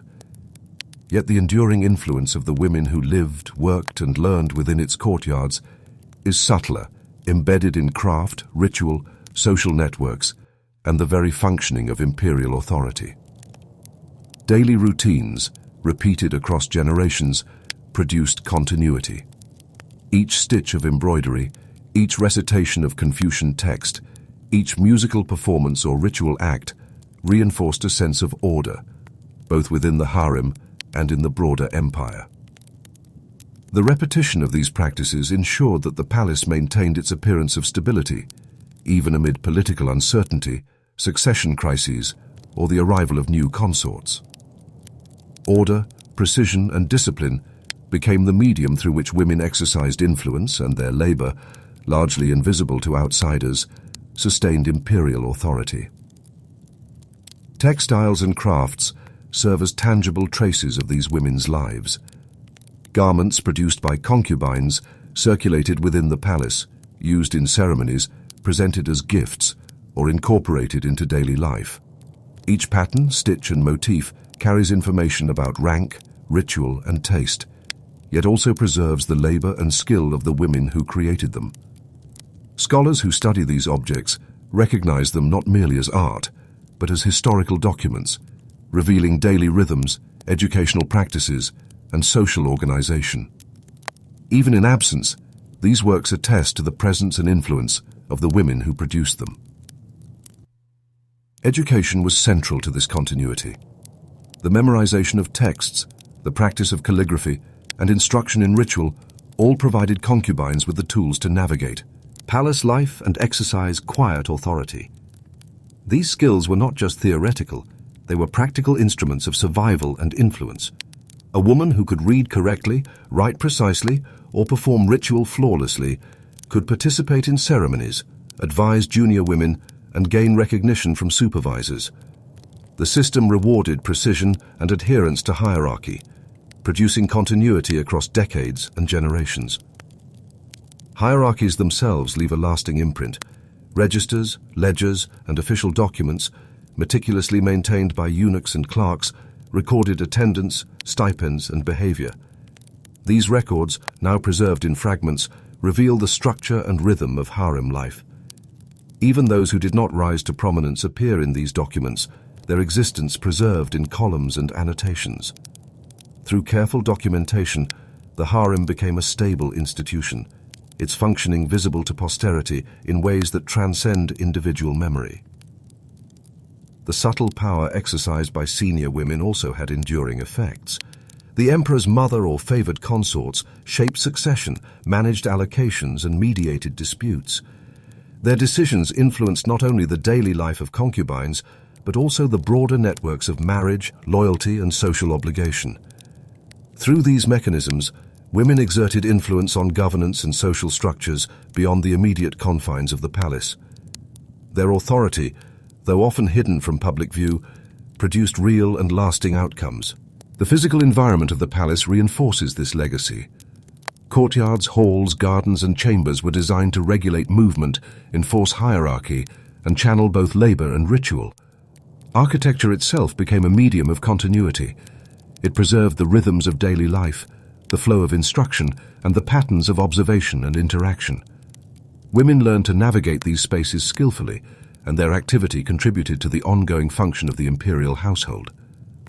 The very layout of the Forbidden City is a testament to the labor and discipline of its inhabitants. Even the smallest gestures leave traces. A properly folded robe, a precisely arranged banquet, a correctly recited verse, or the careful management of food and supplies reinforces hierarchy and order. These micro-actions, when multiplied across hundreds of women over decades, sustain not only routine but also the symbolic authority of the emperor and the palace. The harem's labor, whether visible or hidden, is foundational to governance. It is a quiet mechanism through which the state operates efficiently. Social networks within the harem also preserve continuity. Friendships, mentorships, and alliances among women transmitted knowledge, skill, and social norms. Senior women trained juniors in ritual, craft, and protocol, ensuring that skills and expectations were passed along systematically. Even the smallest observation, a gesture, a whispered correction, a pattern repeated in embroidery, contributed to the stability of palace life. These networks, often invisible to outsiders, created resilience within the institution. The health and well-being of women, carefully monitored through diet, bathing, and medical oversight, is another aspect of enduring influence. By maintaining hygiene, nutrition, and physical care, concubines and attendants preserved the functioning of the household. Etiquette. A woman's failure to observe these routines could disrupt supply chains, affect ceremonial preparations, or diminish the appearance of order. Conversely, careful attention ensured that palace life continued seamlessly, day after day, year after year. Seasonal cycles mark continuity as well. Winter's focus on heating and storage, spring's preparation of gardens and textiles, summer's attention to cooling and water management, and autumn's preparation of tributes and ceremonial items provide a framework that structures both labor and ritual. Through these cycles, concubines participated in the natural rhythms of the city and the palace, embedding their activity within broader temporal patterns that extend beyond individual lives. The uncertainty inherent in palace life also shapes legacy. While registers and hierarchies record effort, they cannot fully predict favor, influence, or eventual outcomes. Some women rise to prominence, leaving more visible traces. Others remain largely invisible. Yet even those who do not ascend contribute to the continuity of the institution. Their labor ensuring that instruction, ritual, and daily operations proceed without interruption. Absence of recognition does not negate contribution. The machinery of palace life depends on collective participation. Ultimately, the harem exemplifies the intersection of routine, discipline, and subtle power. Women exercise influence not through spectacle, but through precision, observation, and adherence to protocol. Their labor sustains education, ritual, hierarchy, and material culture. They create continuity across generations, preserving social order and reinforcing imperial authority. Their legacy is found not only in objects and documents, but in the very structures, rhythms, and practices that endured long after individual lives ended. Even after leaving the palace, traces of these women extend outward. Daughters, nieces, or allies may carry skills, knowledge, or social connections into broader society. Embroidered textiles may be gifted or repurposed. Ritual knowledge, administrative skill, and literacy cultivated within the harem shape interactions in extended family, local governance, or cultural institutions. The effects of their labor ripple outward, subtle yet enduring, illustrating the broader historical significance of lives that were otherwise confined and largely invisible. The silence of the Forbidden City at night reflects centuries of disciplined activity. Empty corridors, dimmed lamps, and sleeping chambers are reminders of the routine, repetition, and precision that define palace life. Yet the traces remain. The objects created, the rituals maintained, the records preserved, and the hierarchy enacted continue to mark history. Even without recognition in broader chronicles, these women's labor ensured the functioning of one of the most elaborate courts in the world. And so the story of Qing concubines, like that of their Ottoman counterparts, is one of quiet endurance, subtle influence, and invisible yet essential labor. Their lives demonstrate that power and impact are not always loud or dramatic. Often they are embedded in the repetition of craft, the careful performance of ritual, and the disciplined management of daily life. The palace may appear static from a distance, but it is alive with the agency of women navigating rules, hierarchies, and opportunity. When the gates close for the night, when the eunuchs retire to their quarters, when the gardens are empty and the halls dark, the presence of these women remains. It is preserved in registers, textiles, rituals, and social networks. It is encoded in the architecture, the seasonal rhythms, and the minute details of instructors, on and craft. Their labor endures beyond personal recognition, influencing governance, culture, and society. In the quiet repetition of daily life, history itself is sustained. And so, as centuries pass, we see that the harem's legacy is not merely the sum of visible accomplishments or dramatic events. It is the product of sustained, disciplined, and collective effort, the quiet exertion of influence through observation, ritual, and skill. It is a testament to the ways ordinary actions, repeated faithfully over time, can uphold extraordinary institutions and shape the contours of history itself. Hey guys, tonight we turn our attention to the quiet, measured world of the Joseon dynasty inside Gyeongbokgung Palace in Seoul. The winter air is crisp, carrying faint traces of pine and smoke from distant hearths, and the stone courtyards gleam with frost under lantern light. You probably won't survive this if you expect drama at every turn. The reality here is far subtler, quieter, yet every ritual and stitch matters. So, before you get comfortable, take a moment to like the video and subscribe, but only if you genuinely enjoy what I do here. And while you're at it, Post your location and local time in the comments, because it's fascinating to consider where the world intersects with the rhythm of these centuries-old routines. The Joseon Palace is a sprawling complex of gates, halls, pavilions, and gardens, its architecture carefully aligned along cardinal directions. Within its walls, the king's household operates on a strictly enforced schedule, where every person, from the highest-ranking consort to the youngest maid, knows her place, duties, and limits. Concubines are assigned to quarters in the inner court, their movements choreographed by layers of senior attendants and eunuchs. The walls, wooden floors, and latticed windows are not just boundaries, but instruments of order, controlling light, airflow, and visibility. Arrival in the palace is abrupt and total. Young women, often selected from noble families or through the court's recommendation system, enter with few personal belongings. Their names may be changed to reflect status or to mark ceremonial roles, and their lives are immediately structured by instruction, labor, and ritual. Clothing is assigned according to rank, with silk robes, sashes, and accessories distinguishing higher-ranking concubines from those just entering the inner court. Even footwear and hairpins follow protocol, indicating posis, tian, skill, and propriety. The day begins early. Water is heated over wood fires for ablutions, and meals are prepared in the palace kitchens, which are complex operations in themselves.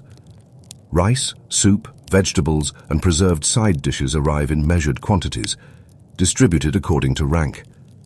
Attendance and consumption are recorded, ensuring both sufficiency and compliance. The daily schedule is precise. Ablutions, breakfast, lessons, craft, and ritual punctuate the morning hours, leaving little room for personal deviation. Education is a cornerstone of palace life. Girls learn Confucian texts, focusing on morality, filial piety, and ritual propriety. Memorization is essential, and recitation is closely supervised by senior women. Mistakes are corrected, and compliance is recorded in registers. Beyond reading and writing, practical skills such as embroidery, sewing, calligraphy, and sometimes musical performance are cultivated. These skills are not ornamental alone.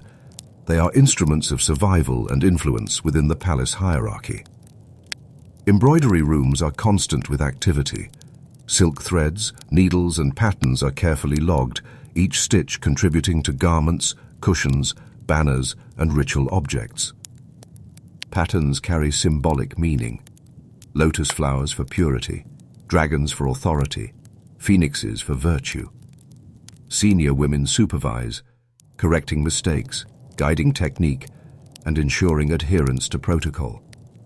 Even a minor error in stitching can be noted, impacting future privilege or attention from supervisors. Music and performance are integral as well. Selected concubines practice traditional instruments such as the gyeojeum, geomungo, or piri. Choreographed movements accompany some performances, especially for rituals or ceremonial events. Precision rather than personal expression is prized. Lessons may last hours, punctuated only by brief periods. Ease of rest and success is measured in the accurate execution of sound, movement, and timing. Daily routines extend beyond craft and instruction. Concubines assist in maintaining quarters, preparing ceremonial garments, or organizing offerings. Eunuchs patrol corridors, delivering messages and recording attendance, ensuring that hierarchy is maintained. Registers note deviations, absences, or errors. Discipline and observation are constant. Even minor lapses are recorded for future reference, reinforcing both order and the perception of competence. Meals punctuate the day with precision. Lunch and dinner are prepared according to rank, with higher status women receiving more elaborate dishes or delicacies, while lower-ranking concubines receive simple but sufficient portions. Kitchens operate as complex bureaucracies, managing ingredients, inventories, and allocation. Every bowl of rice, piece of fish, and portion of kimchi is accounted for, reinforcing both sustenance and hierarchical structure. Physical well-being is addressed with equal care. Baths are scheduled regularly, with heated water prepared and distributed according to protocol. Personal grooming is supervised to maintain both hygiene and appearance, reflecting rank and adherence to palace norms. Even small details, cleanliness of chambers, folding of clothing, arrangement of bedding, are part of daily observation. Orderliness reinforces discipline and signals competence to senior women and eunuchs. Rank is visible in every detail. Clothing, ornaments, and space allocation mark hierarchy. Higher-ranking concubines enjoy more spacious rooms, finer materials, and additional attendants.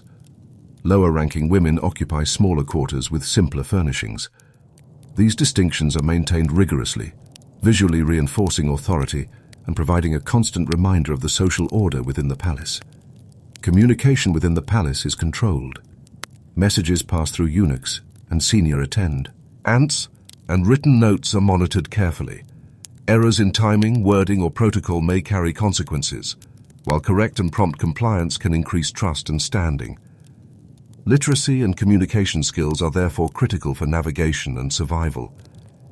Even informal conversation is subject to observation, with alliances, mentorships, and guidance forming quiet but essential networks. Ritual observances punctuate the routine. Festivals, ancestral rites, and daily ceremonial obligations require preparation, coordination, and precise execution. Only certain women participate directly, while others provide labor in textiles, food, or preparatory work. Success in ritual performance can confer recognition and attention, while mistakes, however minor, may affect reputation. Ritual is both practical and symbolic, reinforcing hierarchy, continuity, and the central authority of the king. Seasonal rhythms further structure daily life. Winters require attention to heating, storage, and firewood management. Spring brings garden preparation and clothing renewal. Summer demands water management and ventilation. Autumn focuses on harvest, tribute preparation, and ceremonial objects. These cycles interact with daily instruction and ritual, creating overlapping rhythms that both organize and constrain activity. The palace operates as a microcosm of order, where labor, education, and ritual intersect to maintain continuity. Even within this structure, uncertainty persists. Favor, rank, and influence may shift without warning. A concubine who performs every duty correctly may remain unnoticed, while another may gain recognition through circumstance, timing, or subtle display of skill. Registers record attendance and compliance, but they cannot predict fortune. Women learn to balance diligence, patience, and observation, understanding that survival and advancement depend on both effort and circumstance. At night, the palace grows quiet. Stone corridors, wooden floors, and latticed windows reflect the stillness of chambers where concubines rest. The faint murmur of wind, distant lanterns, and the soft rustle of silk are the only sounds. Women reflect on their place within the hierarchy, on the outcomes of the day, and on the uncertain prospects of tomorrow. Even as registers record their presence, the question of who will rise in status or gain favor remains unresolved, suspended in the rhythms of palace life. The Josian harem demonstrates that influence and legacy are often embedded in repetition, discipline, and subtle action rather than in spectacle. Every stitch, every recitation, every act of observation contributes to the functioning of the household and the broader authority of the king. The machinery of order depends on collective effort, silent labor, and adherence to protocol. Recognition may be fleeting or absent, yet the system endures because of the consistent contributions of women whose lives are largely hidden from history. And so, as the night deepens, we are left with the quiet question that frames every day in Gyeongbokgung.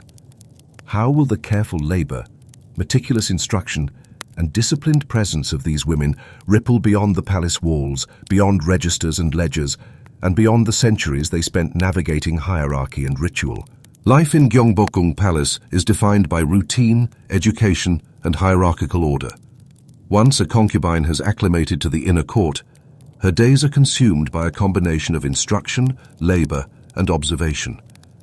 The palace operates as a finely tuned ecosystem, with each woman contributing to its maintenance while navigating the intricacies of rank, favor, and ritual. Every action, no matter how small, carries significance. Education is rigorous and continuous. Lessons begin with the Confucian classics, emphasizing filial piety, ritual propriety, and moral conduct. Concubines recite passages aloud, their pronunciation, tone, and timing monitored by senior women. Mistakes are corrected immediately, reinforcing precision and discipline. The ability to memorize, recite, and interpret texts is not simply academic. It forms a core part of the skills required for participation in ritual and daily palace life. Registers track attendance and performance, ensuring that training is consistent and observable. Practical skills complement theoretical instruction. Embroidery and textile work dominate much of the day. Silk, thread, and pattern guides are distributed carefully, with each stitch logged for accountability. Motifs carry meaning. Lotus flowers signify purity. Phoenixes represent virtue, and geometric patterns denote rank or occasion.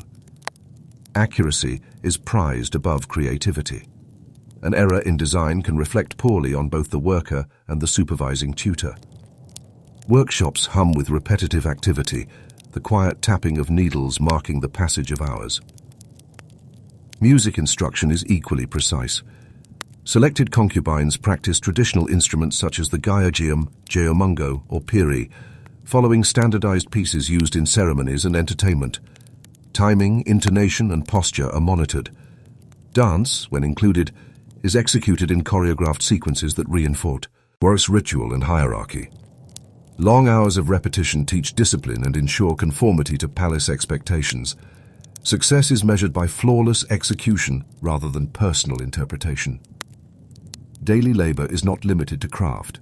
Concubines participate in maintaining their quarters, preparing ceremonial garments, and assisting in kitchens or gardens as needed. Eunuchs patrol corridors, recording attendance and adherence to schedule.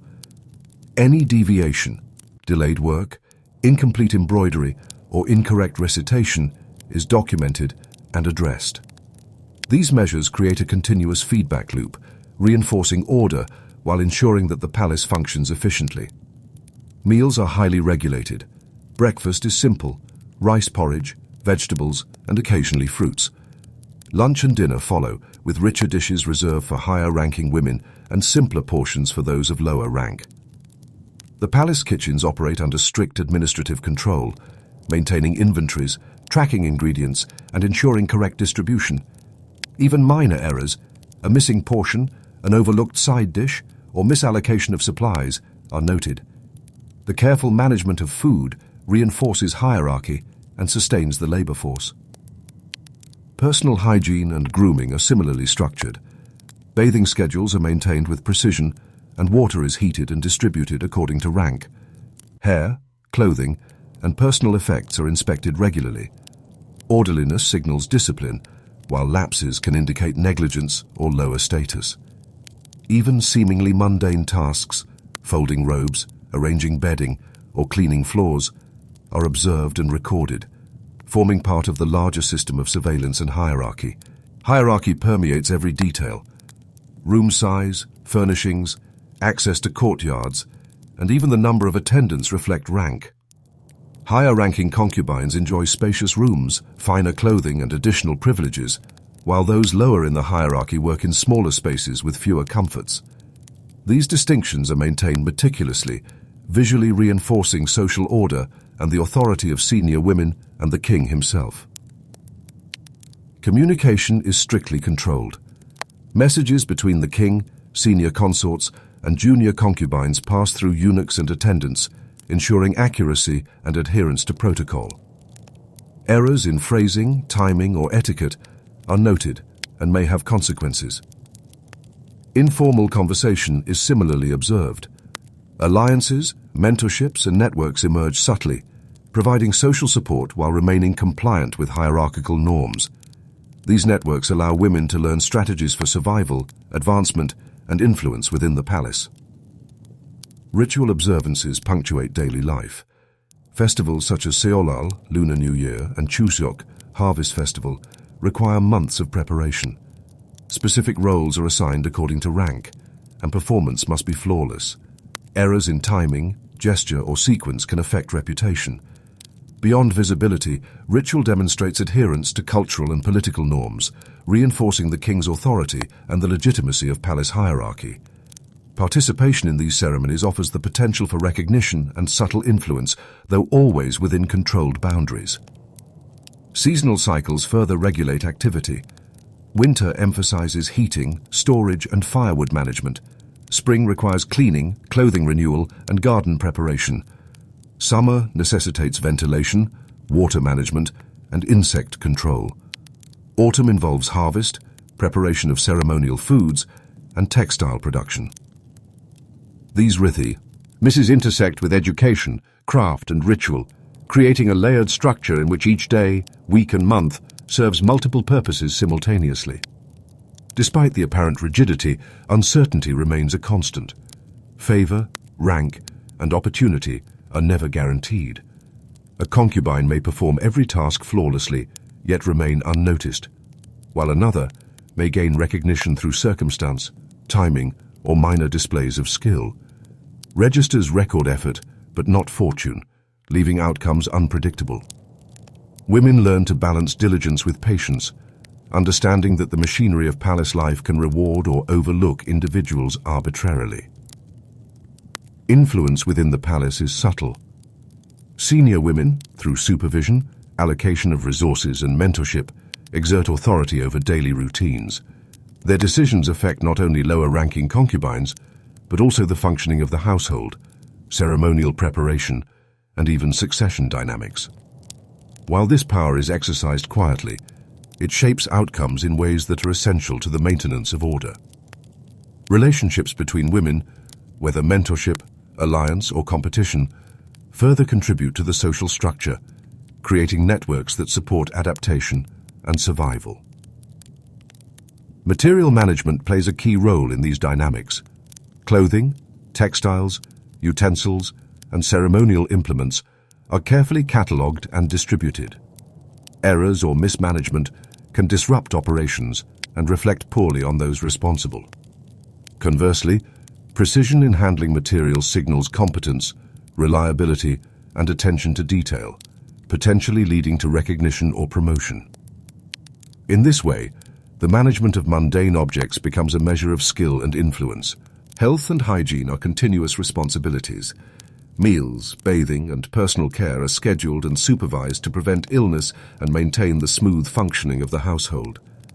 Palace physicians attend to concerns, and eunuchs monitor adherence to prescribed routines. Even minor disruptions can have broader consequences, affecting ceremonial readiness, labor distribution, and perception of order. The careful maintenance of health thus serves both practical and symbolic purposes. Observation is constant. Registers, reports, and verbal communication track attendance, skill development, and compliance. These records, maintained by eunuchs and senior women, provide a framework for accountability and ensure the smooth operation of the harem. Yet they capture only part of reality. Relationships, subtle influence, and informal guidance operate outside formal documentation, creating a parallel system of knowledge and power that shapes daily life invisibly. Nightfall brings quiet reflection. Corridors, chambers, and courtyards fall silent.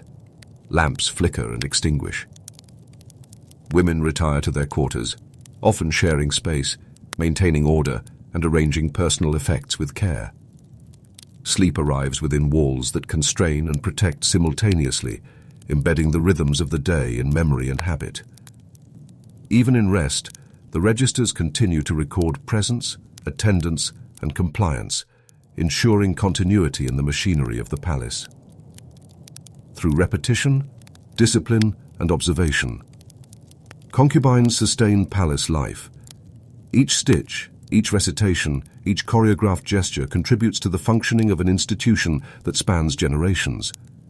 Their labor, largely invisible outside the palace, ensures education, ritual, hierarchy, and material management continue seamlessly. Recognition may be fleeting, partial, or absent, yet contribution is essential. And the system depends on collective diligence.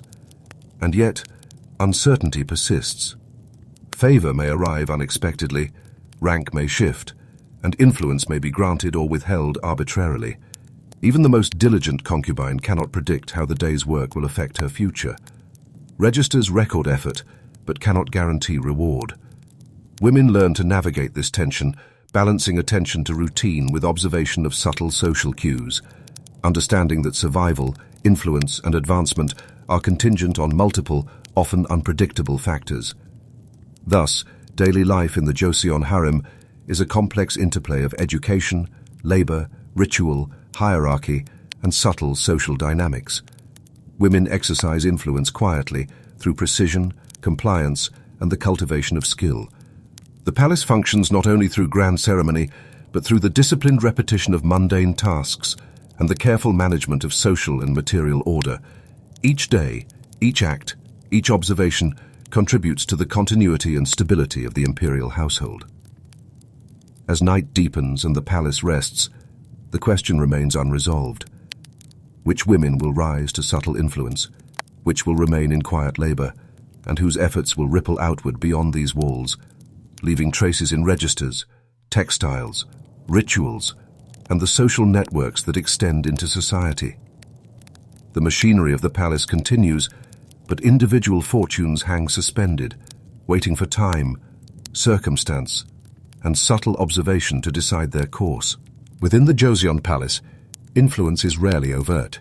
It is embedded in observation, protocol, and subtle negotiation. While the king's attention is the ultimate source of favor, much of the day-to-day exercise of power occurs quietly, mediated through senior women, eunuchs, and informal networks. Concubines learn early that survival and advancement depend less on spectacle and more on careful attention to hierarchy, craft, and ritual. Senior women, particularly the queen dowager or favored consorts, wield authority through both formal and informal channels. They supervise instruction, oversee distribution of clothing and provisions, and monitor compliance with ritual obligations. Their decisions shape not only the immediate daily lives of concubines, but also long-term patterns of privilege, influence, and opportunity. By maintaining registers, delegating tasks, and observing behavior, they control the flow of information and resources, creating a stable, yet subtly flexible hierarchy. Eunuchs function as intermediaries and enforcers. Their presence ensures that orders are executed and that communication between women of different ranks remains precise. Registers maintained by eunuchs note absences, mistakes, or achievements, forming a continuous record of conduct. These records are reviewed by senior women and indirectly influence the king's perception of the household. Even minor deviations, a misaligned embroidery pattern, or a slight error in ritual recitation, are documented, reflecting the interdependence of diligence, observation, and hierarchy. Networks among women create another layer of influence. Friendships, mentorships, and alliances allow junior concubines to navigate palace life, learning from seniors and observing the flow of favor. Informal guidance, whispered instructions, shared observation, or subtle modeling of behavior supports adaptation and survival. Gossip, though discouraged officially, functions as an instrument for conveying reputation and opportunity, quietly shaping social dynamics. These networks operate largely outside formal records, yet they are essential to understanding power within the harem. Ceremonial participation provides visible opportunities for recognition. Festivals, ancestral rites, and state ceremonies require months of preparation. Specific roles are allocated according to rank and favor, and performance must be flawless. Even minor mistakes, incorrect bowing, misplacement of ritual implements, or timing errors can affect reputation. Success, however, can elevate status, reinforce perception of diligence, and increase attention from senior women or the king. Thus, ritual acts function as both obligation and subtle avenue for influence. Material management is another domain in which subtle power is exercised. Allocation of garments, accessories, food, and ceremonial items is closely monitored. A woman who demonstrates reliability and precision in handling these resources may gain trust, attention, and occasional privilege. Conversely, mismanagement, even unintentional, can reduce favor or restrict opportunity. Skillful administration of everyday objects thus becomes a means of demonstrating competence and exercising influence within prescribed boundaries. Health and well-being are similarly leveraged. Women who maintain hygiene, follow dietary instructions, and comply with schedules demonstrate reliability. Those who require additional care or fall ill may attract temporary attention, but also risk being seen as burdensome. Palace physicians, eunuchs, and senior women collectively monitor health, creating a system in which care, observation, and compliance intertwine to sustain both individual and institutional stability. Even subtle gestures carry weight. A well-placed bow, a precisely folded garment, or a quietly delivered message may affect perception and opportunity. Registers and observation alone cannot capture these nuanced interactions, yet they shape social dynamics profoundly. Women learn to act with discretion, timing, and attention to hierarchical nuance, understanding that influence is rarely direct, but often cumulative. Seasonal and ceremonial rhythms further reinforce hierarchy and opportunity. Winter demands attention to heating, storage, and ceremonial preparations. Spring focuses on garden maintenance, clothing renewal, and ritual rehearsal. Summer requires water management, cooling, and insect control. Autumn emphasizes harvest, offerings, and festival preparation. These cycles intersect with instruction, craft, and ritual, providing predictable structure, yet also opportunities for those attuned to timing and detail to gain recognition. Rank remains both visible and consequential. Clothing, space allocation, and access to courtyards or attendants mark status continuously. Senior concubines enjoy spacious quarters, fine silk garments, and additional privileges, while lower-ranking women work within constrained spaces with fewer resources. This constant visibility of rank reinforces hierarchy and reminds women of both their position and the potential consequences of missteps. Favor, however, remains unpredictable. The king may notice one woman's skill, composure, or diligence, elevating her status or granting privileges. Another may remain largely invisible despite exceptional effort. Registers record labor and compliance, but cannot predict outcomes. Fortune depends on timing, circumstance, and subtle presentation. Women navigate this uncertainty by observing senior figures, adapting behavior, and balancing diligence with discretion. The Queen Dowager's influence extends to succession and broader political implications. Through the management of the inner court, she indirectly affects alliances, marriages, and the distribution of privileges. Decisions about ritual participation, material allocation, and mentorship ripple outward, shaping social networks both within and beyond the palace. Her authority demonstrates how invisible labor and careful observation of protocol can translate into tangible outcomes with long-term significance. Informal mentorship reinforces continuity and skill transmission. Junior women learn to navigate etiquette, ritual, and craft by observing seniors. Lessons include subtleties not recorded in registers, how to bow correctly, timing of speech, arrangement of garments, or strategies for gaining attention without overstepping boundaries. These unwritten practices constitute essential knowledge, creating continuity of skill, discipline, and subtle influence across generations. While much of the harem's power dynamics are invisible to outsiders, they are reinforced by formal documentation. Registers, ledgers, and records maintained by eunuchs provide a framework for evaluation, ensuring that hierarchy, compliance, and skill are monitored. Yet these documents capture only a fraction of reality. Relationships, observation, and subtle gestures operate outside formal structures, creating a parallel system of influence that is essential to palace life. Even small successes matter.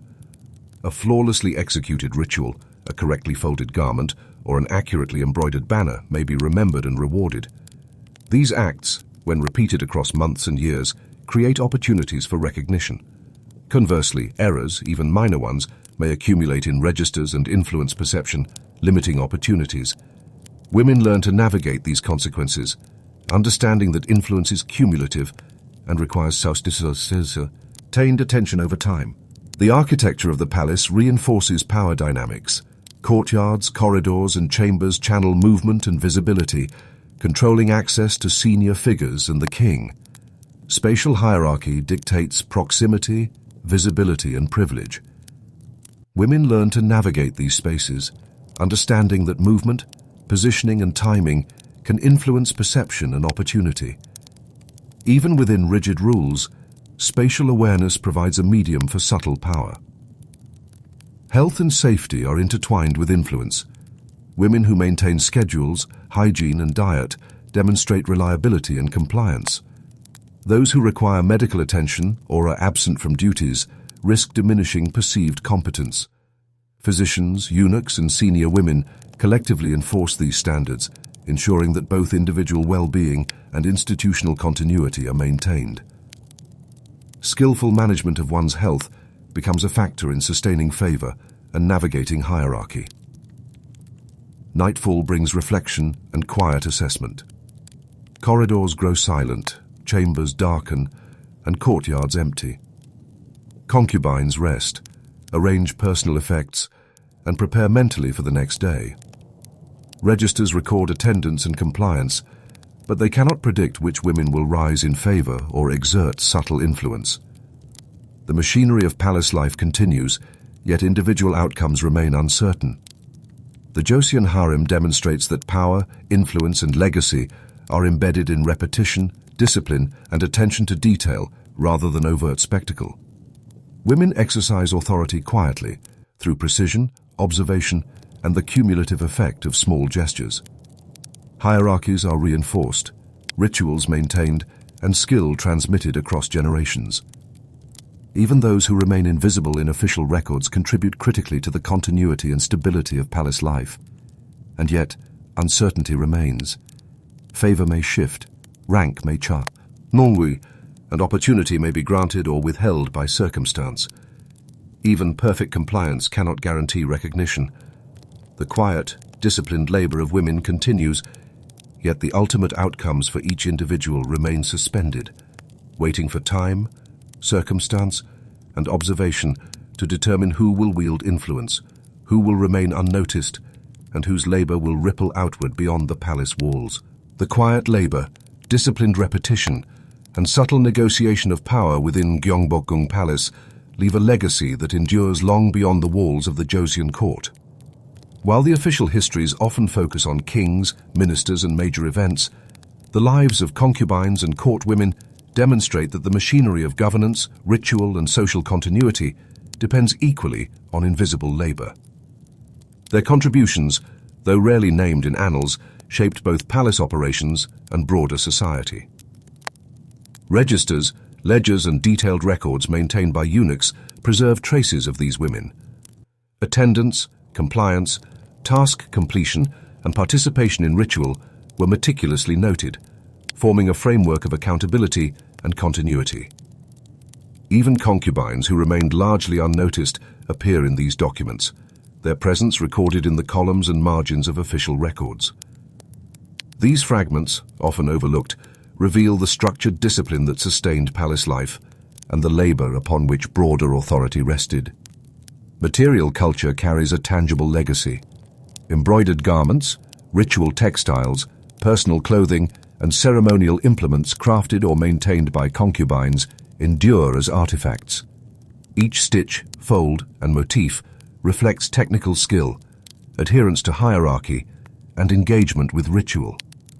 Scholars studying these pieces can trace patterns of influence, labor distribution, and social expectation. They serve not only as art, but also as historical documents, preserving the labor, knowledge, and subtle agency of women who lived largely in the shadows of power. Education constitutes another enduring imprint. Memorization of Confucian texts, instruction in ritual, calligraphy, and craft skills ensured that successive generations of women maintained continuity within the palace. Senior women mentored juniors, passing down procedural knowledge and behavioral norms. Even when individual lives ended or favor shifted, the skills, routines, and knowledge remained embedded in the palace structure, creating resilience and continuity over decades. The harem thus functioned as a space of both instruction and institutional memory. Hierarchy and rank, codified in both material and social structures, reinforced continuity. Clothing, living quarters, access to courtyards, and daily privileges reflected status, ensuring that everyone knew their place and duties. This visibility of rank allowed order to be maintained without constant supervision, while also providing subtle cues for negotiation, influence, and observation. Senior women used this framework to mentor, reward, or correct, shaping outcomes in ways that extended beyond the immediate moment. Networks of mentorship, guidance, and alliance created social continuity within the palace. Junior concubines learned not only craft and ritual, but also strategies for navigating favor, observing hierarchy, and sustaining influence. These networks, largely invisible in formal records, were crucial for passing along knowledge and ensuring institutional stability. Even gossip and informal observation functioned as tools for shaping behavior, guiding adaptation, and maintaining social order. Ritual practice leaves a lasting legacy. Participation in ancestral rites, festivals, and daily ceremonial duties reinforced hierarchy, skill, and institutional stability. Women who mastered ritual execution could influence outcomes subtly, whether by ensuring correct procedure, preparing materials, or modeling behavior for juniors. These actions, repeated consistently over generations, sustain cultural continuity and provide evidence of how disciplined labor contributes to institutional memory and societal norms. Health and routine management were essential components of this enduring impact. By maintaining diet, hygiene, and adherence to schedules, concubines ensured not only their survival, but also the smooth functioning of the palace. Registers and observation captured adherence, but the subtler effects, reduced illness, readiness for ritual, efficiency in craft and labor, ripple outward, reinforcing the institutional reliability on which authority and governance depend. Even the architecture contributes to the legacy of Joseon concubines. Courtyards, corridors, pavilions, and chambers are designed to regulate movement, control observation, and reinforce hierarchy. Women learn to navigate this architecture, understanding spatial cues, timing, and opportunity. Their interaction with physical space, maintaining order, executing ritual, arranging garments, and moving in prescribed patterns, left an imprint not only on the operation of daily life, but on the social and cultural function of the palace itself. The quiet repetition of daily tasks, from embroidery to bathing schedules, forms another layer of enduring influence. Precision and diligence ensured the continuity of function, ritual, and appearance, reinforcing both hierarchy and cultural expectation. Recognition might be fleeting or absent, yet the cumulative labor of women maintained the machinery of palace life.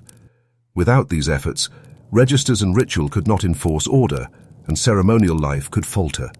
The work, often invisible, becomes a foundation upon which broader authority rests. Influence, though subtle, extends beyond the palace. Daughters, nieces, or allied families may carry skills, social strategies, or knowledge into the wider community. Artifacts created within the palace may be gifted or repurposed, and ritual knowledge can inform broader cultural practice. In these ways, the labor and observation of concubines ripple outward, affecting society far beyond the walls of Gyeongbokgung. Their contribution, largely unrecorded in traditional histories, shapes cultural continuity and the transmission of knowledge across generations. Seasonal and ceremonial cycles reinforce this legacy. Winters of firewood management and heating, springs of garden preparation and clothing renewal, summers of ventilation and water management, and autumns of harvest and festival preparation provide a predictable framework in which women exerted influence, maintained order, and transmitted skill. These overlapping cycles of work, ritual, and education create a rhythm that ensures institutional stability while embedding women's labor into the larger temporal fabric of the court. Even uncertainty, a constant element in palace life, contributes to the durability of practice. Favor may arrive unpredictably, rank may shift, and opportunity may be granted or withheld arbitrarily. Yet the structures of education, ritual, craft, and hierarchy persist, allowing the palace to continue functioning smoothly regardless of individual fortune. This combination of routine and unpredictability ensures resilience, reinforcing the value of disciplined labor and subtle agency as mechanisms of continuity. The Joseon harem exemplifies the broader principle that history is not only the product of visible action, but also of quiet diligence and subtle influence. Women exercised authority through observation, precision, mentorship, and compliance with complex social and ritual norms. Their labor maintained order, transmitted knowledge, and reinforced hierarchical and cultural expectations, ensuring the stability of palace life and the endurance of traditions across decades. Even in rest, the palace preserves traces of this labor. Corridors echo with footsteps, chambers bear the arrangement of garments and bedding, and registers reflect presence and compliance. Artifacts, both material and textual, testify to the meticulous activity of women whose names are often absent from historical chronicles. Their work sustains culture, governance, and ritual, demonstrating that influence and legacy can be embedded in everyday practice rather than in public recognition. In reflection, the Joseon concubines' legacy is one of subtle endurance, invisible labor, and disciplined influence. Their lives illustrate that power is not always loud or dramatic. Often, it is expressed through precision, repetition, and attention to hierarchy and ritual. The palace functions efficiently, not because of grand gestures, but because of continuous, coordinated effort, the unbroken rhythm of education, craft, and care. Their presence, though largely unseen, sustains the operation of one of the most elaborate and enduring court systems in East Asia. The ripple effect of this labor persists beyond individual lives. Knowledge, skill, and social practice extend outward, influencing families, cultural practice, and historical record. Even without explicit recognition, the impact of disciplined presence, careful observation, and subtle negotiation ensures that these women shape the continuity of society and the endurance of tradition. Their story, though quiet, demonstrates the enduring power of diligence, protocol, and skill. Thus, the Joseon harem, like other historical courts, exemplifies how ordinary, repetitive, and disciplined labor contributes to the persistence of institutions and culture. Influence, hierarchy, and legacy intertwine in ways that are visible in registers, textiles, ritual, and architecture, yet often invisible to the broader historical gaze. Through their daily actions, concubines ensure that the palace, and by extension society, continues to function with order, precision, and cultural continuity. As the lanterns dim, the corridors fall silent, and the women retire for the night. The palace remains alive with the imprint of their labor. The rhythm of education, craft, ritual, and subtle influence persists across time, leaving a legacy that historians can trace in artifacts, registers, and cultural practice. Though largely absent from official annals, their contributions underpin the continuity of the Joseon court and the broader historical memory of Korean society.